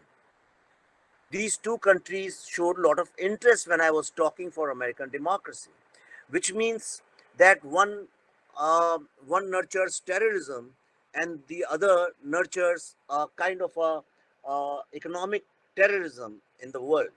And both the bots were coming from these two societies. So what I suggest is that also in a very simple, it's not the forum where you go into technicalities. When Aditya keeps something like that, we'll do that. But best thing is, it's very important to keep a track of who's following you and who's RTing you. Don't get excited that you have tweeted something and thousands of people are RTing it. Don't think you are a hero, which means you are the target. You are being used. Today, social media has become a kind of a playground for people to use you against your own objectives. And it is happening. I can see it with my own eyes. And I think democracies like India and US have to be very, very vigilant. Thank you. Thank you very much, sir. The work that you're doing is very helpful for that, and hopefully you and your millions of followers will continue to tell India's story and push back, because the attacks are only going to increase. That's definitely for sure. And the more successful India is, the more it'll be a target for malign actors, and the world, as you've said, needs India to be strong and to be what it is. Thank you very much. So we have come to the end of the first section of today's events, and what an amazing way to finish off this morning. We've heard from Mr. Granoff and Lieutenant General Hasnain and Dr. Kamath and Srimati Srivastav and Sri Sankar and Sri Vijayan, an unbelievable selection of people, and a common theme throughout this morning has been the human mind and the human soul, and how all of this technology is trying to affect it and get control of us, and how it's incumbent upon us to protect our mind space and to make sure that we are focusing and fighting on what's good. As Mr. Granoff started today, you've got to have some faith in humanity and make sure that we don't turn into Macbeth throughout this process. I'd like to thank the partners for this event, which is Global Counterterrorism Council, JNU, Banaras Hindu University, All India Council for Technical Education, the Indian Society for International Law, NHPC. We had a great presentation from her this morning. Cybersecurity Center for Excellence in Hyderabad. I'm finishing off for the day. We'll be picking up again at 2:25 with another anchor, Anupam Bhattacharyya, who was formerly with Hewlett Packard, so he will actually know some of the technical stuff, unlike me, who just had to make it up as I went along. I'd like to thank Aditya and his incredible team of very, very hardworking RCs. They've done a great job, and this is the most important topic, I think, right now that GCTC could be addressing, and I'm very grateful for all of the effort everybody has put into it. So please come back again at 2:25 and continue what is a very important learning experience going forward. Thank you very much.